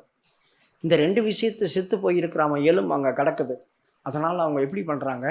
இந்த எலும்பை பார்க்குறவங்களாம் கர்த்தருக்கு துரோகம் பண்ண எலும்பு, கர்த்தருக்கு துரோகம் பண்ண எலும்பு, கர்த்தருக்கு துரோகம் பண்ண எலும்பு அப்படி சொல்லிகிட்டே இருப்பாங்க, தூத்துவாங்க அப்படியே. ஆனால் இவங்க என்ன செய்தாங்க? ஒரு காரியத்தை எடுத்து அது யாரால் தூத்தப்படுதோ பள்ளத்தை தோண்டி புதைச்சி மூடிட்டாங்க. பிரியமானவர்களே, கர்த்தர் நமக்கு ஏதாயிலும் ஒரு காரியத்தை காண்பிக்கிறார் அப்படி சொன்னால் அதை போய் ஊரெல்லாம் பிபிசி நியூஸ் மாதிரி தூத்தி தெரியக்கூடாது. நான் நடக்கு தெரியுமா, எங்கள் சபையில், இங்கே சபையில் என்ன நடக்கு தெரியுமா, அந்த சபையில் என்ன நடக்கு தெரியுமா அப்படி சொல்லிட்டு ஊர் முழுதும் பரப்பி விட்டுருவோம். பிபிசி நியூஸ் ரொம்ப மோசமானவங்க நம்ம தான். வேர்ல்டு நியூஸ் இங்கேருந்து வெளிநாடு வரைக்கும் போயிடும். நல்லது போச்சுன்னா பரவாயில்ல, தீமையானதையா பரப்பி விட்டுருவோம். அங்கே எதுவும் போக கொஞ்சம் தான் கிளம்பியிருப்போம், இங்கே பற்றி எரிஞ்சிட்டு கிடக்கும். ஆனால் இவங்க என்ன பண்ணாங்க, அதை மூடி மறைச்சாங்க, யாரும் பேச விடாத அளவுக்கு ஆக்கி விட்டாங்க. அந்த எலும்பு வெளியே தெரிகிற வரைக்கும் தானே இதை மோசம் பண்ணிச்சு, துரோகம் பண்ணிச்சுன்னு சொல்ல முடியும். அந்த எலும்பை தான் மூடிட்டாங்களே, இனி யாரும் அதை பற்றி பேசக்கூடாது, அதை பற்றி யாருக்குமே தெரியாமல் போயிடும், மறைச்சிட்டாங்க. அதுதான் கர்த்தர் ஏன் இவன் ஜபத்துக்கு உடனே பதில் கொடுத்தார். இந்த காரியமெல்லாம் அவன் வாழ்க்கையில் இருந்துச்சு. யாரை பற்றியும் அவதூறு சொல்ல மாட்டாங்க, யாரை பற்றியும் தீங்கு பேச மாட்டாங்க. தெரிஞ்சால் கூட அதை மறைச்சி மூடி வச்சுப்பாங்க, யாருக்கிட்டையும் தூத்தி தெரிய மாட்டாங்க, யாருக்கிட்டையும் தவறாக பேச மாட்டாங்க. எல்லாவற்றையும் அடக்கி இருதயத்தில் மறைச்சி வைக்கிறதான ஒரு அனுபவம் இந்த யாபேஸ்க்கு இருந்துச்சு. சரி, இவங்க எடுத்து அதை புதைச்சி எதுக்கு 7 நாள் உபவாசம் போட்டாங்க? படிமா 13வது வருஷம் 12வது வருஷம் 1 நாளாகமும் 10-12. அப்படியே பராக்கிரமசாலிகள் எல்லாரும் எழுந்து போய் சவுலின் உடலையும் அவன் குமாரரின் உடல்களையும் எடுத்து யாபேசுக்கு கொண்டு வந்து அவர்கள் எலும்புகளை யாபேசில் இருக்கிற ஒரு கர்வாலி மரத்தின் கீழ் அடக்கம் பண்ணி 7 நாள் உபவாசம் பண்ணினார்கள். 7 நாள் உபவாசம் பண்ணினாங்க. எதுக்கு இவங்க உபவாசம் போடணும்? ஏன் போட்டாங்க சொல்லுங்க, யாராவது சொல்லுங்க. அவங்க எலும்பு எடுத்து அடக்கம் பண்ணாங்க, நல்லது தானே செஞ்சாங்க. ஏன் இவங்க உபவாசம் போட்டாங்க? அதுவும் 7 நாள் உபவாசம் போட்டாங்க. எதுக்கு? யாருக்காவது எதுனா தெரியுமா? ஏன்னா கர்த்தருக்கு துரோகம் பண்ணவனுடைய எலும்பை இவங்க தொட்டிருக்கிறாங்க, அதை எடுத்து இவங்க அடக்கம் பண்ணியிருக்கிறாங்க. ஆண்டவர் சொல்கிறார், நான் பகைக்கிறவனை நீ சிநேகிக்கலாமா அப்படின்னு யோசபாத்தை பார்த்து கேட்டார். அது நிமித்தம் உனக்கு ஆபத்து வர வேண்டியதாக இருந்துச்சு. நீ ஆரம்ப நாட்களில் மேடையெல்லாம் உடைச்சல, அதனால் உன் உயிர் தப்பிச்சு பொழைச்சிப்போ அப்படி சொன்னார். அதே போல் கர்த்தருக்கு துரோகம் பண்ணக்கூடிய எலும்பை இவங்க எடுத்திருக்கிறாங்க. ஏற்கனவே சவுல் மேலே கர்த்தருக்கு கோபம். கர்த்தருக்கு கோபத்தில் இருக்கிற கர்த்தருக்கு துரோகம் பண்ணதான ஒரு ஆளுக்கு நம்ம போய் ஹெல்ப் பண்ணிட்டோம். கர்த்தருக்கு அவங்கள பிடிக்காது, ஆனாலும் நம்ம நன்றி உள்ள இருதயம், ஹெல்ப் பண்ணிட்டோம். அந்த கோபம் என் மேலே வந்துடக்கூடாது, ஆண்டவரே, நான் மனித அபிமானத்தில் தான் அவங்களுக்கு உதவி செய்தேன், நான் தவறாக எதுவும் இல்லை. அவங்க முன்னுக்கு பகையாளியாக இருக்கலாம், ஆனால் எனக்கு அவங்க ஏதோ ஒரு நன்மை செய்திருக்கிறாங்க. அந்த ஒரு காரணத்துக்காக நான் அவங்களுக்கு திருப்பி அதை செய்த, ஆண்டவரே என் மேலே எதுனா கோபம் தான், என்னை மன்னிச்சிருங்கன்னு தான் 7 நாள் உபவாசம் போட்டாங்க. என் மேலே ஒன்று கோபம் வந்துடக்கூடாது, நான் எதுவுமே உமக்கு விரோதமாக செய்யலை, எனக்கு செய்த நன்மைக்கு நான் திருப்பி செய்திருக்கிறேன், உமக்கு என் மேலே கோபம் வந்துடக்கூடாது, எங்கள் மேலே கோபம் வரக்கூடாது. நீ 7 நாள் உபவாசம் போட்டு தங்களை தாழ்த்தி வருத்திட்டாங்க. இப்போ ஆண்டவர் என்ன பண்ணார்? போதண்டா, எலும்புங்கடா, பாவம் நீங்கள் செய்தது தப்புன்னு நான் சொல்லவே இல்லை, எலும்புங்க அப்படி சொல்கிறாங்க. யோசித்து பாருங்க, அவங்கள எழுப்பி விட்டுட்டார் ஆண்டவர். சந்தோஷமாக வெளியே வந்தாங்க. அதனால தான் தைரியமாக ஆண்டவர் சமூகத்தில் நிற்கிறாங்க. இப்போ இந்த எலும்புகளை போய் அடக்கம் பண்ணதுனால என்ன நடந்துச்சு தெரியுமா? இப்போ ஒரு ராஜா சொல்கிறான், சாமி நீங்கள் இவ்வளோ வேலை செஞ்சுருக்கீங்க, உங்கள் ஆண்டவனுக்கு நீங்கள் நன்றி உள்ளவங்களாக இருந்திருக்கீங்க, அவன் எலும்புகளை நீங்கள் புதைச்சிருக்கீங்க, இந்த நன்மைக்கு கர்த்தர் உங்களை ஆசீர்வதிப்பார்னு தாவீது சொல்கிறான். 2 சாமுவேல் 2வது அதிகாரம்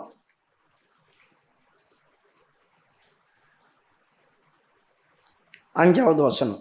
2 சாமுவேல் 2வது அதிகாரம் 5வது வசனம். தாவீது கீலேயா தேசத்து யாபேசின் மனுஷரிடத்தில் ஸ்தானாதிபதிகளை அனுப்பி, நீங்கள் உங்கள் ஆண்டவனாகிய சவுலுக்கு இந்த தயவை செய்து அவரை அடக்கம் பண்ணினபடியினாலே கர்த்தர் உங்களை ஆசீர்வதிப்பாராக, அப்படி சொல்லிட்டான். இப்போ இவனுக்கு சந்தோஷம், கர்த்தர் என்னை ஆசீர்வதிப்பேன். இப்படிப்பட்ட சுபாவம் இருக்கிறவங்களுக்கு கண்டிப்பாக ஆண்டவர் ஆசீர்வதிக்க தான் செய்வார். அதனால் அபிஷேகம் பெற்ற ராஜா சொல்லிட்டான், கர்த்தர் என்னை ஆசீர்வதிப்பார். இப்போ நான் உங்களுக்கு சொல்கிறேன், கர்த்தர் இன்று உங்களை ஆசீர்வதிப்பார். ஆமாம், கிழிச்சார். ஆசீர்வதிப்பாராம். இவ்வளோ நாள் நாங்கள் கஷ்டப்பட்டு தான் கிடக்கிறோம், எங்கே ஆசீர்வதிச்சார்? இன்றைக்கி நிறைய வீட்டில் புலம்பலி தான். இவ்வளோ நாளாக கர்த்தரை நாங்கள் தேடுறோம், எங்களுக்கு செய்தார்? நீங்கள் சொல்கிறீங்க எங்கே செய்ய மாட்டாரே. உன் இருதயத்தில் அவிசுவாசம் இருக்கிற வரைக்கும் செய்ய மாட்டார். உங்களுடைய அவிசுவாசமே எந்த விஷயமும் உங்களுக்கு செய்ய விடாம ஆக்கணும். தெரியுமா உங்களுக்கு? மார்க் 6வது அதிகாரத்தில் ஆண்டவர் அவங்க சொந்த ஊருக்கு வந்தார். அற்புதங்களை பயங்கரமாக செய்தவர். ஆனால் அவங்க அவிசுவாசத்து நிமித்தம், இவன் தச்சன் தானே, மரியாளுடைய குமாரன் தானே, சகோதரன்லாம் யூதா யோவான் அவன் இவன் இங்கே தானே இருக்கிறாங்க, தங்கச்சிங்கெல்லாம் கூட இருக்குது. அப்போ இயேசு கிறிஸ்துக்கு தங்கச்சிங்க இருந்துச்சு, சகோதரிகளும் நம்ம கூட தானே இருக்கிறாங்க, பண்ணுறோம் அப்படி சொன்னாங்க. ஆண்டவர் பார்த்தார், அட பாவி, உங்களுக்கு நான் எதனா பண்ண வந்தா இவங்க என்ன இப்படி இருக்கிறாங்க? சிலர் மேல் கை வைத்து சின்ன சின்ன காரியத்தை செய்தாரே அல்லாமல் பெரிய ஒரு அற்புதம் செய்ய முடியாமல் போயிடுச்சு. ஆண்டவர் கையை போட்டு கட்டி விட்டாங்க அவங்களு. அவிசுவாசம், நம்ம கிட்ட இருக்கிற அவிசுவாசம் கர்த்தர் கிரியை செய்ய விடாதபடி முடக்கி விட்டுரும். மார்க்கு 6ஆம் அதிகாரம் 5-6வது வசனம். அங்கே அவர் சில நோயாளிகளின் மேல் கைகளை வைத்து அவர்களை குணமாக்கிறதே அன்றி வேறொரு அற்புதமும் செய்யக்கூடாமல் அவர்களுடைய அவிசுவாசத்தை குறித்து ஆச்சரியப்பட்டு கிராமங்களிலே சுற்றி திரிந்து உபதேசம் பண்ணினார். பார்த்தீங்களா? அவர்களுடைய அவிசுவாசத்தை நிமித்தம் பெரிய அற்புதம் செய்ய முடியாமல் போச்சு. சிலர் மேல் தான் கை வைக்க வேண்டியதாக போச்சு. யோசித்து பாருங்க, காரணம் என்ன? இவன் என்னத்தான் சொல்லி கிழிக்க போகிறான், இவன் என்ன செய்ய போகிறான், இவன் என்ன பண்ண போகிறான்? பிரியமானவர்களே, தேவனை எப்பொழுது நாம் விசுவாசிக்கிறோம் அப்போ தான் தேவனுடைய மகிமை நம்ம பார்க்க முடியும். நம்மளுக்கு விசுவாசமே இல்லைன்னா மகிமை தெரியாதுங்க, நம்மளுக்கு மகிமை வராது. ஆகவே இங்கே தாவீது சொல்கிறான், ஏய், உங்கள் ஆண்டவனுக்கு நீங்கள் இப்படி செய்திருக்கீங்க, கர்த்தரால் நீங்கள் ஆசீர்வதிக்கப்பட போகிறீங்க, கர்த்தரால் நீங்கள் ஆசீர்வதிக்கப்பட போகிறீங்க, கர்த்தர் உங்களை ஆசீர்வதிப்பார். உடனே ஆபீஸ்க்கு வந்துச்சு, நானே வறட்சி, நான் ஒரு மண்ணாங்கட்டி, நான் ஒரு வெறிய தண்ணி இல்லாததான ஒரு மண், என்ன ஆண்டவர் ஆசீர்வதிக்கப்படுறார். இப்போ என் மேலே மழை வரப்போகுது, என் மேலே வரப்போகுது. இப்போ அவன் போயிட்டான். இஸ்ரவேலின் தேவனை நோக்கி தாவீது ராஜா சொன்னார், நீங்கள் என்ன ஆசீர்வதிக்க போகிறீங்களாம். தாவீது ராஜா சொன்னார், நீங்கள் என்ன ஆசீர்வதிக்க போகிறீங்களாம். தேவரீர் அவர் சொன்ன மாதிரியே ஆசீர்வதியும் ஆசீர்வதியும் ஆசீர்வதியும். அதை தானுங்க, அதான் சொன்னான். இஸ்ரவேலின் தேவரீர் என்னை ஆசீர்வதித்து, எதுவோ எனக்கு கொஞ்சம் இடம் இருக்குது, என்னை கொஞ்சம் பெருசாக ஆக்குங்க. அப்போ நம்ம சொல்லணும், ஆண்டவரே எனக்கு ஒரு சின்ன வீடு தான் இருக்குது, அதை கொஞ்சம் பெருசாக்கி காட்டுங்க, அதை கூடிய சேர்த்து இன்னும் கொஞ்சம் எக்ஸ்ட்ரா கட்டுறேன். அதுதான் நம்ம கேட்கணும். இருக்கிற வீட்டையும் விற்றுட்டு போகக்கூடாது. அப்போனா நம்ம கிட்ட இருக்கிறது பறி போகுது, நம்ம கிட்ட இருக்கிறது பறி போகுது. ஆசீர்வாதம் இருக்கிறதும் வெளியே போகுது. இன்னொரு வீட்டை வாங்கணும், அதுக்கு எதனா வழி பண்ணணும் ஆண்டவரே, அப்படி தான் சொல்லணும் நம்ம. இன்னொரு வீட்டை வாங்கணும், இன்னொரு கார் வாங்கணும், இன்னொரு பெரிய பைக் வாங்கணும். ஆண்டவரே எதனா ஓட்டர் சைக்கிள் கொடுங்க ஆண்டவரே, நான் அப்படியே எடுத்துன்னு போகிறேன். அப்படியா?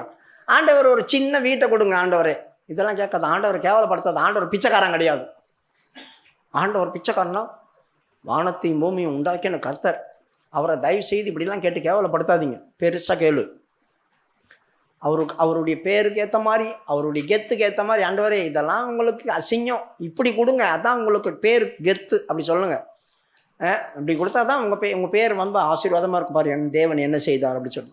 இப்போ இவன் சொல்கிறான், தேவரீர் என்னை ஆசீர்வதி என் எல்லை விரிவாக்கு.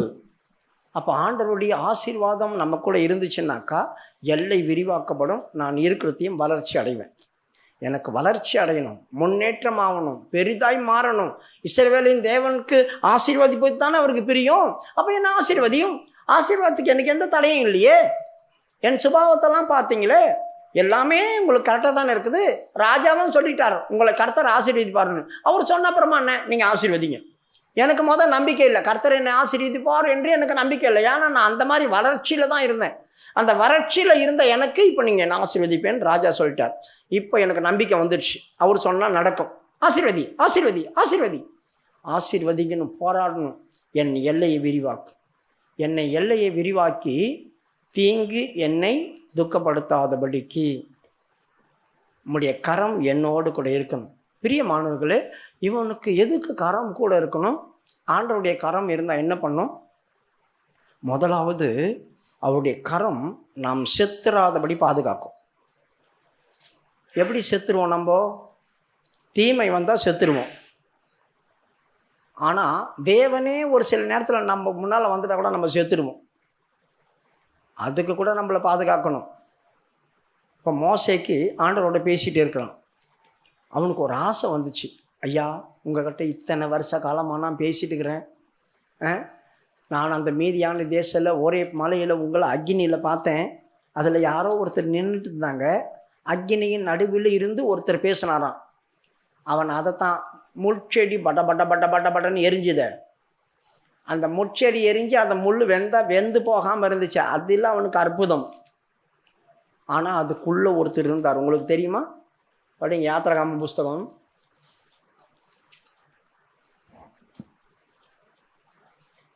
3:2.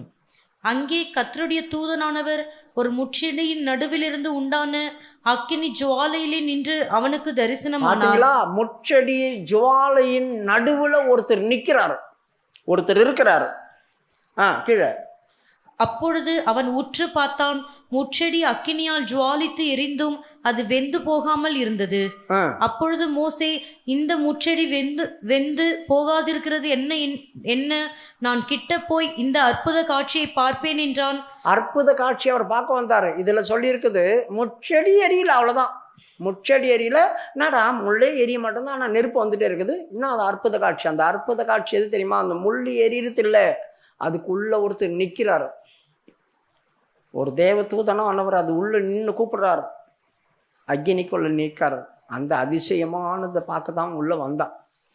அப்பதான் ஆண்டவர் சொன்னார், ஏய் செருப்பை கட்டி போடுற அப்படி. அப்போ அதிசயமான தேவனை அவன் பார்த்தான். ஆனால் சரியா அந்த சாயலை பார்க்கல. ஆனால் அவனுக்கு ஆசை இருந்துச்சு, ஆண்டவரே உன்னை நான் பார்க்கணும். ஆண்டவர் சொல்கிறார், என்னை பார்த்து ஒருத்தனும் உயிரோடு இருக்க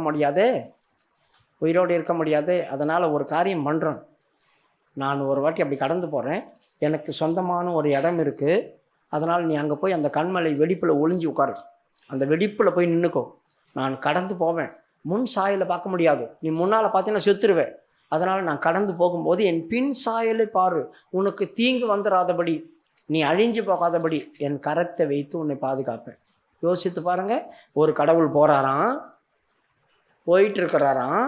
அவர் பின் சாயலை நம்ம பார்ப்போமா? ஆனால் அவர் கரம் நான் கைட்டியை வச்சுட்டு போவார். இங்கே கையை கைட்டி தனியாக இங்கே வச்சுட்டு போக முடியுமா அப்படி? அப்போ இங்கே 2 பேர் இருக்கிறாங்க. ஒருத்தர் போகிறாரு, ஒருத்தர் கையை வச்சு மறைக்கிறாரு. 2 பேர் இங்கே யாரு? படிமா. யாத்திராகமம் 33:20. நீ என் முகத்தை காண மாட்டாய், ஒரு மனுஷனும் என்னை கண்டு உயிரோடு இருக்கக்கூடாது என்றார். பின்னும் கர்த்தர், இதோ என் நண்டையில் ஒரு இடம் உண்டு, நீ அங்கே கண்மலையில் நில்லு. என் மகிமை கடந்து போகும்போது நான் உன்னை அந்த கண்மலையின் வெடிப்பிலே வைத்து நான் கடந்து போகும் மட்டும் என் கரத்தினால் உன்னை மூடுவேன். பின்பு என் கரத்தை எடுப்பேன், அப்பொழுது என் பின்பக்கத்தை காண்பாய், என் முகமோ காணப்படாது என்றார். போதும், நான் போய் முடிகிற வரைக்கும் என் கரத்தை வச்சு மூடுவேன். அதுக்கப்புறமா நான் கரத்தை எடுப்பேன். நான் போயிட்டு என் பின்பக்கத்தை தான் நீ பார்ப்ப, என் முகத்தை நீ பார்க்க மாட்டேன் சொல்கிறார். பிரியமானவர்களே, அவர் தான் போயிட்டாரு. இப்போ ஒரு ஆள் இப்படி போகிறாங்க, அவரை பார்க்கணுன்னு நான் இருந்தேன். பேன் போகுதுல வண்டி, தோ வராங்க மினிச்சா போயிட்டாரு. சொயங்கன்னு போயிடுச்சு. நீ பார்த்தியா? தான் கார் தான் வேகமாக போயிடுச்சே, போகுது இங்கே போயிடுச்சு கார் அப்படி சொல்லுவாங்களா, அந்த மாதிரி தான் இது. ஆண்டவர் கடந்து போனார், சொயங்கன்னு அங்கே போயிட்டார். அப்போ இந்த கை வச்சுருந்தாங்களா, அது யார்? என் கரத்தை வைத்து பாதுகாப்பேன்னு சொன்னார். அவர் தாங்க இயேசு கிறிஸ்து. கடந்து போன ஒரு பிதா, அவருடைய சாயல் இவன் மேலே பட்டுச்சுன்னா செத்துருவான்னு சொல்லித்தான் இயேசு கிறிஸ்து கரத்தை வச்சு மூடினார். ஒரு கரம், தேவனுடைய கரம் நம்மளோட இருந்துச்சுன்னா நமக்கு மரணம், நன்மையானதில் கூட மரணம் வந்துடக்கூடாது. ஏன்னா தேவன் தான் போகிறாரு. தேவன் போனால் கூட எனக்கு ஆபத்து வந்துடும். அந்த மாதிரி தேவனால் கூட எனக்கு ஆபத்து வரக்கூடாதுன்னு அவர் கரம் எனக்கு வேணும். அதனால தான் ஆண்டவரே, நீங்கள் வந்து என்னை கூட இருங்க அப்படின்னு சொல்லாமல் உம்முடைய கரம் என்னோடு கூட இருந்து அப்படின்னா அது என்ன பாதுகாக்கும், சாவாமல் பாதுகாக்கும் அந்த இடத்துக்குள்ள. 2வது, அவர் கரம் என்ன பண்ணும்? இஸ்ரவேலில் மழையே வராமல் போச்சு இல்லையா, 3.5 வருஷம். இப்போ எலியா வந்து மழையை வர வச்சிட்டான், பலி செலுத்தி முடித்தான். அவன் அந்த கர்மேல் பர்வதத்து மேலே உட்காந்துட்டு ஜெபம் பண்ணிட்டு இருக்கிறான். மழை வரப்போகுது, ஆகா உட்காந்து சாப்பிட்டுன்னு இருக்கிறான். இப்போ எலியா சொல்லி விட்றான், டேய் அவனை வீட்டுக்கு போக சொல்ல, சமாரியாவுக்கு பயங்கரமான மழை வரப்போகுது. அப்படியா? சாப்பிட்டு அர்ஜென்ட்டாக அவர் போய் ரதத்தில் ஏறத்துக்குள்ளே மழையும் காற்றும் வந்துடுச்சு. இப்போ அவர் நைட்டில் போக முடியாத, ரதத்தை ஓட்டிக்கிட்டு, லைட் வெளிச்சம் கிடையாது இல்லையா, மலை ஏரியா, மழை ஓன்னு அடிக்குது, சும்மாவே நைட்டில் போக முடியாது. மழை அடித்தா எப்படி மலை மேலே வண்டி ஓட்ட முடியும்? இப்போ ஆண்டவர் என்ன பண்ணார், இவன் எழும்பி அறையை கட்டிக்கிட்டான். யார்? எலியா. எழும்பி அறையை கட்டிட்டு ரதத்துக்கு முன்னால் போய் ஜங்குன்னு குதிச்சான். ஆண்டவர் அவன் மேலே கரத்தை அப்படி வச்சார், கையை வச்ச உடனே எலியா இப்போ யாராக மாறினார்? லைட்டாக மாறினார், வெளிச்சம். இப்போ ஆகாப்பு ரதத்தை ஓட்டுறான், எலியா முன்னால் ஓடுறாரு. யோசித்து பாருங்கள், 2 குதிரை வச்சுருப்பானுங்க, இல்லைன்னா 4 குதிரை வச்சுருப்பானுங்க. இவ்வளோ ஸ்பீடாக ஓட 2 குதிரை, ஒரு குதிரைக்கு முன்னாலே ஓட முடியாது. 2 குதிரை ரதத்தை இழுத்துட்டு போகுது. எலியா முன்னாலேயே ஓடிட்டு இருக்கிறான், லைட் வெளிச்சமாக. அந்த எலியாவை பார்த்து இவன் அந்த ஊரை போய் சேர்ந்தான். கர்த்தருடைய கரம் நமக்கு வந்து நின்றுச்சுன்னா நமக்கு வழி வாசல் தானாக திறக்கப்படும், தடையே இருக்காது. இந்த மழை இவனை தடை பண்ணிடுச்சு. அதனால தான் சொல்கிறேன், மழை உன்னை தடை பண்ணாதபடி நீ சாப்பிட்டு சீக்கிரமாக ஓடிப்போ.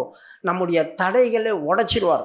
கர்த்தருடைய கரம் நம்ம கூட இருந்துச்சுன்னா நான் முன்னேறி போகிறதுக்கு தடை எதுவுமே நம்மளுக்கு தடை. எவ்வளவு பிரச்சனை நம்ம கண்ணுக்கு முன்னால் இருந்தால் கூட நம்ம பாட்டுன்னு போயிட்டே இருப்போம். ஐயோ இது என்னை தடை பண்ணிட்டுமே, அது என்னை தடை பண்ணிட்டுமேன்னு சொல்ல வேண்டிய அவசியம் இல்லை. தடைகளை நீக்கிக்கிறவர் எனக்கு முன்பாக கடந்து போய் கொண்டிருக்கிறார், நான் பின்னால் போயிட்டே இருக்கிறேன். அதான் அவருடைய கரம். 2வது அவருடைய கரம் ஒன்று வந்துச்சு. எங்க 2 ராஜாக்களுடைய புஸ்தகம் 3வது அதிகாரத்தில் 3 ராஜாக்கள் யுத்தத்துக்கு போவாங்க. தண்ணி இல்லாமல் போயிடுச்சு. தண்ணி இல்லாமல் போய் ரொம்ப கஷ்டப்பட்டாங்க. யோசபாத்தும் அதில் இருக்கிறான், ஆகாப்பு இருக்கிறான், இன்னொரு ராஜாவும் இருக்கிறான். இவங்க 3 பேரும் சாவறதுக்காக இங்கே வந்தோம், கடவுள் நம்மளை சாவடிக்க போகிறாரா, யாராவது ஒரு தீர்க்கதரிசியை கூப்பிடுங்கயா அப்படி சொன்னாங்க. உடனே என்ன செய்தாங்க, சாப்பாத்தின் குமாரன் ஒருத்தன் இருக்காங்க, எலியாவுக்கு கையில் நீர் வார்த்தவன், அவனை கூப்பிடு, கர்த்தருடைய வார்த்தை அவங்கள்ட்ட இருக்கு. உடனே அவனை கூப்பிட்டாங்க. அவன் என்ன சொன்னான், வந்து ஒரு ஊரியமா வாசிங்க அப்படின்னா. அவனுக்கு வாத்தியத்தை வாசிக்கும் போது கர்த்தருடைய கரம் அவன் மேல் வந்து அமர்ந்தது. தீர்க்க தரிசனம் சொல்கிறான். பிரியமானவர்களே, கர்த்தருடைய கரம் யாரு கூட இருக்குதோ சில நேரங்களில் எந்த பக்கத்தில் போகிறது என்ன பண்ணுறதுன்னு திகைச்சிடுவோமே. அடுத்தது நம்ம என்ன பண்ணுறதுன்னு திகைச்சி போய் நிற்போமே. அந்த மாதிரி டைமில் கர்த்தருடைய கரம் நமக்குள்ளே வந்துச்சுன்னா நாம் செய்ய வேண்டிய வேலையை செய்கிறதுக்கு அவர் ஆலோசனை தருவார். அவர் சொன்னார், இந்த இடத்தமெல்லாம் வெட்டுங்கய்யா, வாய்க்கால் வெட்டுங்க, காற்றையும் காண மாட்டீங்க, மழையும் காண மாட்டீங்க, நாளைக்கு தண்ணி வந்துடும். முடியுமா? காற்றையும் பார்க்க முடியாதான், மழையும் பார்க்க முடியாதான், தண்ணி நிரம்பிடும் வாழ்க்கால. எப்படி நிரம்போ? அவங்க நம்பினாங்க கர்த்தருடைய வார்த்தையை. அதே மாதிரி காலையில் தண்ணி வந்துடுச்சு. நமக்கு ஏதாவது கிடைக்காதான்னு சரி அலையிறம், பார்த்தீங்களா, திகச்சு போகிறோமே, ஏதோ நம்மளுக்கு ஆக போகுதுன்னு பயப்படும் போது கர்த்தருடைய கரம் நம்ம கூட வந்துச்சுன்னா நமக்கு தேவையானது வழி வாசல் அது திறந்து விட்டுரும், சகலத்தையும் அது வாய்க்க பண்ணும். அதனால் கர்த்தருடைய கரம் தான். ஆண்டவரே நீர் என்னை ஆசீர்வதித்து உம்முடைய கரம் என்னோடு கூட இருந்து. அப்போ கர்த்தருடைய கரம் ஒரு மனுஷனோடு இருந்தால் அவன் உயிர் தப்புவான், அவன் போய் சேர வேண்டிய இடத்துல போய் சேருவான், அவன் வாழ்க்கையில் தடுமாற்றம் வராதபடி பாதுகாக்கப்படுவான், அவன் தேவையெல்லாம் சந்திக்கப்படும். அடுத்தது ஒரு கரம் இருக்குது, அதுதான் ரொம்ப முக்கியமானது. அவன் ஏன் ஆண்டவரே உம்முடைய கரம் என்னோடு கூட இருந்து நீர் என்னை ஆசீர்வதிக்கிறீர், எனக்கு ஆசீர்வாதம் வந்துடுச்சு, ஆனால் அந்த ஆசீர்வாதத்தை கெடுக்கிறதுக்குன்னே கொஞ்சம் பேர் இருப்பாங்களே. அவங்க யாருன்னு தெரியாத என் கூடயே இருக்கலாம், எனக்கு ரிலேஷனாக இருக்கலாம், எனக்கு ஃப்ரெண்டாக இருக்கலாம், எவ்வளோ பேர் இருப்பாங்க. அவங்களாம் எனக்கு விரோதமாக எழும்பி கிரியை செய்தால் எனக்கு எப்படி தெரியும்? அதனால் 21:8 சங்கீதம் 21:8 கர்த்தருடைய வலது கரம் என்னை பகைக்கிறவங்களை கண்டுபிடிச்சிடும், எனக்கு விரோதிகளை எட்டி பிடிக்கும். உமது கை உமது சத்துருக்கள் எல்லாரையும் எட்டி பிடிக்கும், உமது வலது கரம் உம்மை பகைக்கிறவர்களை கண்டுபிடிக்கும். பார்த்தீங்களா, என்னுடைய சத்துரு யாருன்னு எனக்கு தெரியாது, தேவனுடைய கை என் கூட இருந்துச்சுன்னா அது எட்டி பிடிச்சிக்கும். நீயா பகைக்கிற, நீயா விரோதமாக எழும்புற, நீயா நாசம் பண்ண பார்க்குற, நீயா அழிக்க பார்க்குற, எட்டி பிடிச்சிரும். என்னை யாரெல்லாம் பகைக்கிறாங்கன்னு எனக்கு தெரியுமா? தெரியாதே. அவங்கள அந்த கை கண்டுபிடிக்கும். அவன் பாருங்கள் எவ்வளோ ஞானமாக கேட்டான் ஆண்டவர்கிட்ட, கர்த்தாவே நீர் என்னை ஆசீர்வதித்து என்னை வெள்ளையை விரிவாக்கி உம்முடைய கரம் என்னோடு கூட இருக்கணும். இத்தனை காரியத்துக்கு அது நன்மை செய்யும், இத்தனை காரியத்துக்கு அது நன்மை செய்யும். இந்த நன்மை, இந்த கரம் என்னோடு கூட இருந்தால் தீங்குக்கு என்னை விலக்கி வெளியே கொண்டு வருவேன். தீங்குக்கு என்னை விலக்கி வெளியே கொண்டு. மறுபடியும் படிமா. நாளாகம புஸ்தகம் 2 Yeah. 4வது அதிகாரம் 10வது வசனம். யாபேஸ் இஸ்ரவேலின் தேவனை நோக்கி, தேவரீர் என்னை ஆசீர்வதித்து என் எல்லையை பெரிதாக்கி உமது கரம் என்னோடு இருந்து தீங்கு என்னை துக்கப்படுத்தாதபடி. தீங்கு என்னை துக்கப்படுத்தக்கூடாது. தீங்கு என்ன செய்யும்? என்னை துக்கப்படுத்தும். ஏதாவது துக்கம் வருது, எனக்கு கிடைச்சிது போயிடுச்சுன்னா துக்கம் வந்துடும். எனக்கு இப்போ தான் கிடச்சிதுங்க, இவ்வளோ நாள் எதிர்பார்த்தேன், இப்போ தான் வந்துச்சு, அதுவும் கெட்டு போச்சு. வராமல் இருந்தால் கூட சந்தோஷமாக இருந்திருக்கும், கிடைக்காம இருந்தால் கூட சந்தோஷமாக இருக்கும், எதனா ஆகாமல் இருந்தால் கூட சந்தோஷம். எல்லாம் முடிஞ்சது, சந்தோஷப்பட்டேன், அதுக்குள்ளே போயிடுச்சு.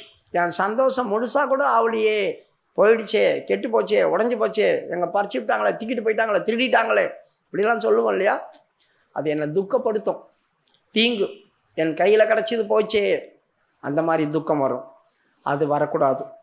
அதுக்கு என்னை காப்பாற்றும். உன் கரம் என்னோடு கூட இருந்து அதுக்கு என்னை தப்புவி. அடுத்தது, தீங்கு என்னை பின்தொடரும், நான் செத்து போயிடுவேன். ஆதியாகமம் 19:19. உமது கண்களில் உமது அடியனுக்கு கிருபை கிடைத்ததே, என் பிராணனை காக்க தேவரீர் எனக்கு செய்த கிருபையை பெரிதாக விளங்க பண்ணினீர். மலைக்கு ஓடிப்போக என்னால் முடியாது, தீங்கு என்னை தொடரும், நான் மரித்து போவேன். பாருங்க, லோத்து சொல்கிறான், போடா அப்படி சொன்னால் முடியாது, தீங்கு என்னை பின்தொடர்ந்து வந்துட்டு இருக்குது, அங்கே போனால் நான் செத்துருவேன் இப்படி சொன்னான். பிரியமானவர்களே, அப்போ தீங்கு நம்மளை பின்தொடர்ந்து வந்து நம்மளை கொன்னுடும். தீங்கு நம்மளை பின்தொடர்ந்து வந்து கொன்னுடும். அப்போ ஒரு கரம் இருந்துச்சு அப்படின்னா அந்த தீங்குக்கு விலக்கி என்னை பாதுகாத்து எனக்கு ஜீவனை மாற்றிடுவார். எப்படி தேவன் கடந்து போகும்போது கரத்தை வச்சு மறைச்சாரோ அந்த மாதிரி என்னை காப்பாற்றி விட்டுருவார். அதனால் தீங்கு எனக்கு வராதபடி நான் பாதுகாப்பேன், தீங்குக்கு என்னை விலக்குவார். அடுத்தது, தீங்கு எப்படிப்பட்டது நம்மளுக்கு வரும்? அப்போஸ்தலருடைய புஸ்தகத்தில் 27 இருக்கும். பவுல் கப்பலில் போயிட்டு இருந்தான். கப்பலில் போயிட்டு இருக்கிற நேரத்தில் திடீர்னு என்ன தெரியுமா நடந்துச்சு? பயங்கரமான பிரச்சனை வந்துச்சு. கப்பல் உடஞ்சி தூள் தூளாக போச்சு. கட்டையில் என்ன பண்ணாங்க, அங்கங்கே மெதிக்கு ஏறி அப்படியே தப்பிச்சு கரையை வந்து சேர்ந்தாங்க. கரையை வந்து சேர்ந்தா அது கிரேக்கா தீவு. அந்த தீவுக்குள்ளே வந்தாங்க. மழை அடிக்குது, பேய் மழை. இப்போ அவங்களுக்கு குளிருது, மலை மேலே வரையும் குளிருது. இப்போ என்ன பண்ணாங்க, விறகெல்லாம் எடுத்து போடு, தண்ணியில் செத்து போடுறதாலும் மேலே வந்து குளிரில் செத்துற போகிறோம் அப்படி சொல்லி விறகெல்லாம் தீக்கி போட்டு கொளுத்துறாங்க. கொளுத்திட்டு இருக்கும்போது பவுலும் என்ன பண்ணார், விறகை தீக்கி போடுறாரு. லூக்கா விறகு தீக்கி போடுறாரு. எல்லாரும் விறகை தீக்கி போட்டு எரிச்சிட்டு இருக்காங்க. இவங்க அப்படியே விறகை பொறுக்கி தீக்கி இப்படி போட்டாங்க பாருங்க. அந்த கும்பலாக விறகு அள்ளி போடும் போது அந்த விறகுக்குள்ளே ஒரு பாம்பு இருந்துச்சு, விரியன் பாம்பு. எரியிற நெருப்புக்குள்ளே அந்த கட்டைங்களை போட்ட உடனே அந்த சூடு தாங்க முடியாமல் விளைஞ்சி அடுத்த கட்டையை தூக்கி போடும் போது பவுல் கை தான் இருந்துச்சு. லபக்குன்னு கடிச்சு விட்டுருச்சு, கையை கடிச்சிச்சு, அப்படியே தொங்குது. கையை எடுத்தா விரியன். அந்த ஊருக்காரங்களாம் பார்க்குறாங்க, இவன் ஒரு கொலைபாதகன்னாரப்பா, எதையோ தப்பு பண்ணிட்டு வந்திருக்கலாம், அதனால தான் கடல்லையே சாக வேண்டியது. கப்பல் உடஞ்சி சாகாமல் தப்பிச்சு வந்துட்டான். அந்த மரணம் இவனை விட்டுச்சா பற்றியா? பின் தொடர்ந்து இங்கே வரைக்கும் வந்து இங்கே செத்து போகிறான். பிரியமானவர்களே, விரியன், கட்டு விரியன், நல்ல பாம்பு கடிச்சா கூட என்னங்க கிடச்சிது, பாம்புங்க அப்படி சொல்லுவோம். விரியன் கிடச்சிச்சுன்னாக்கா என்னங்க கிடச்சிது, ரத்த நாணங்களுக்குள்ள உடனேயும் பாய்சன் ஏறிடும். என்ன கிடச்சிது, போயிடுவார், அவ்வளோதான்.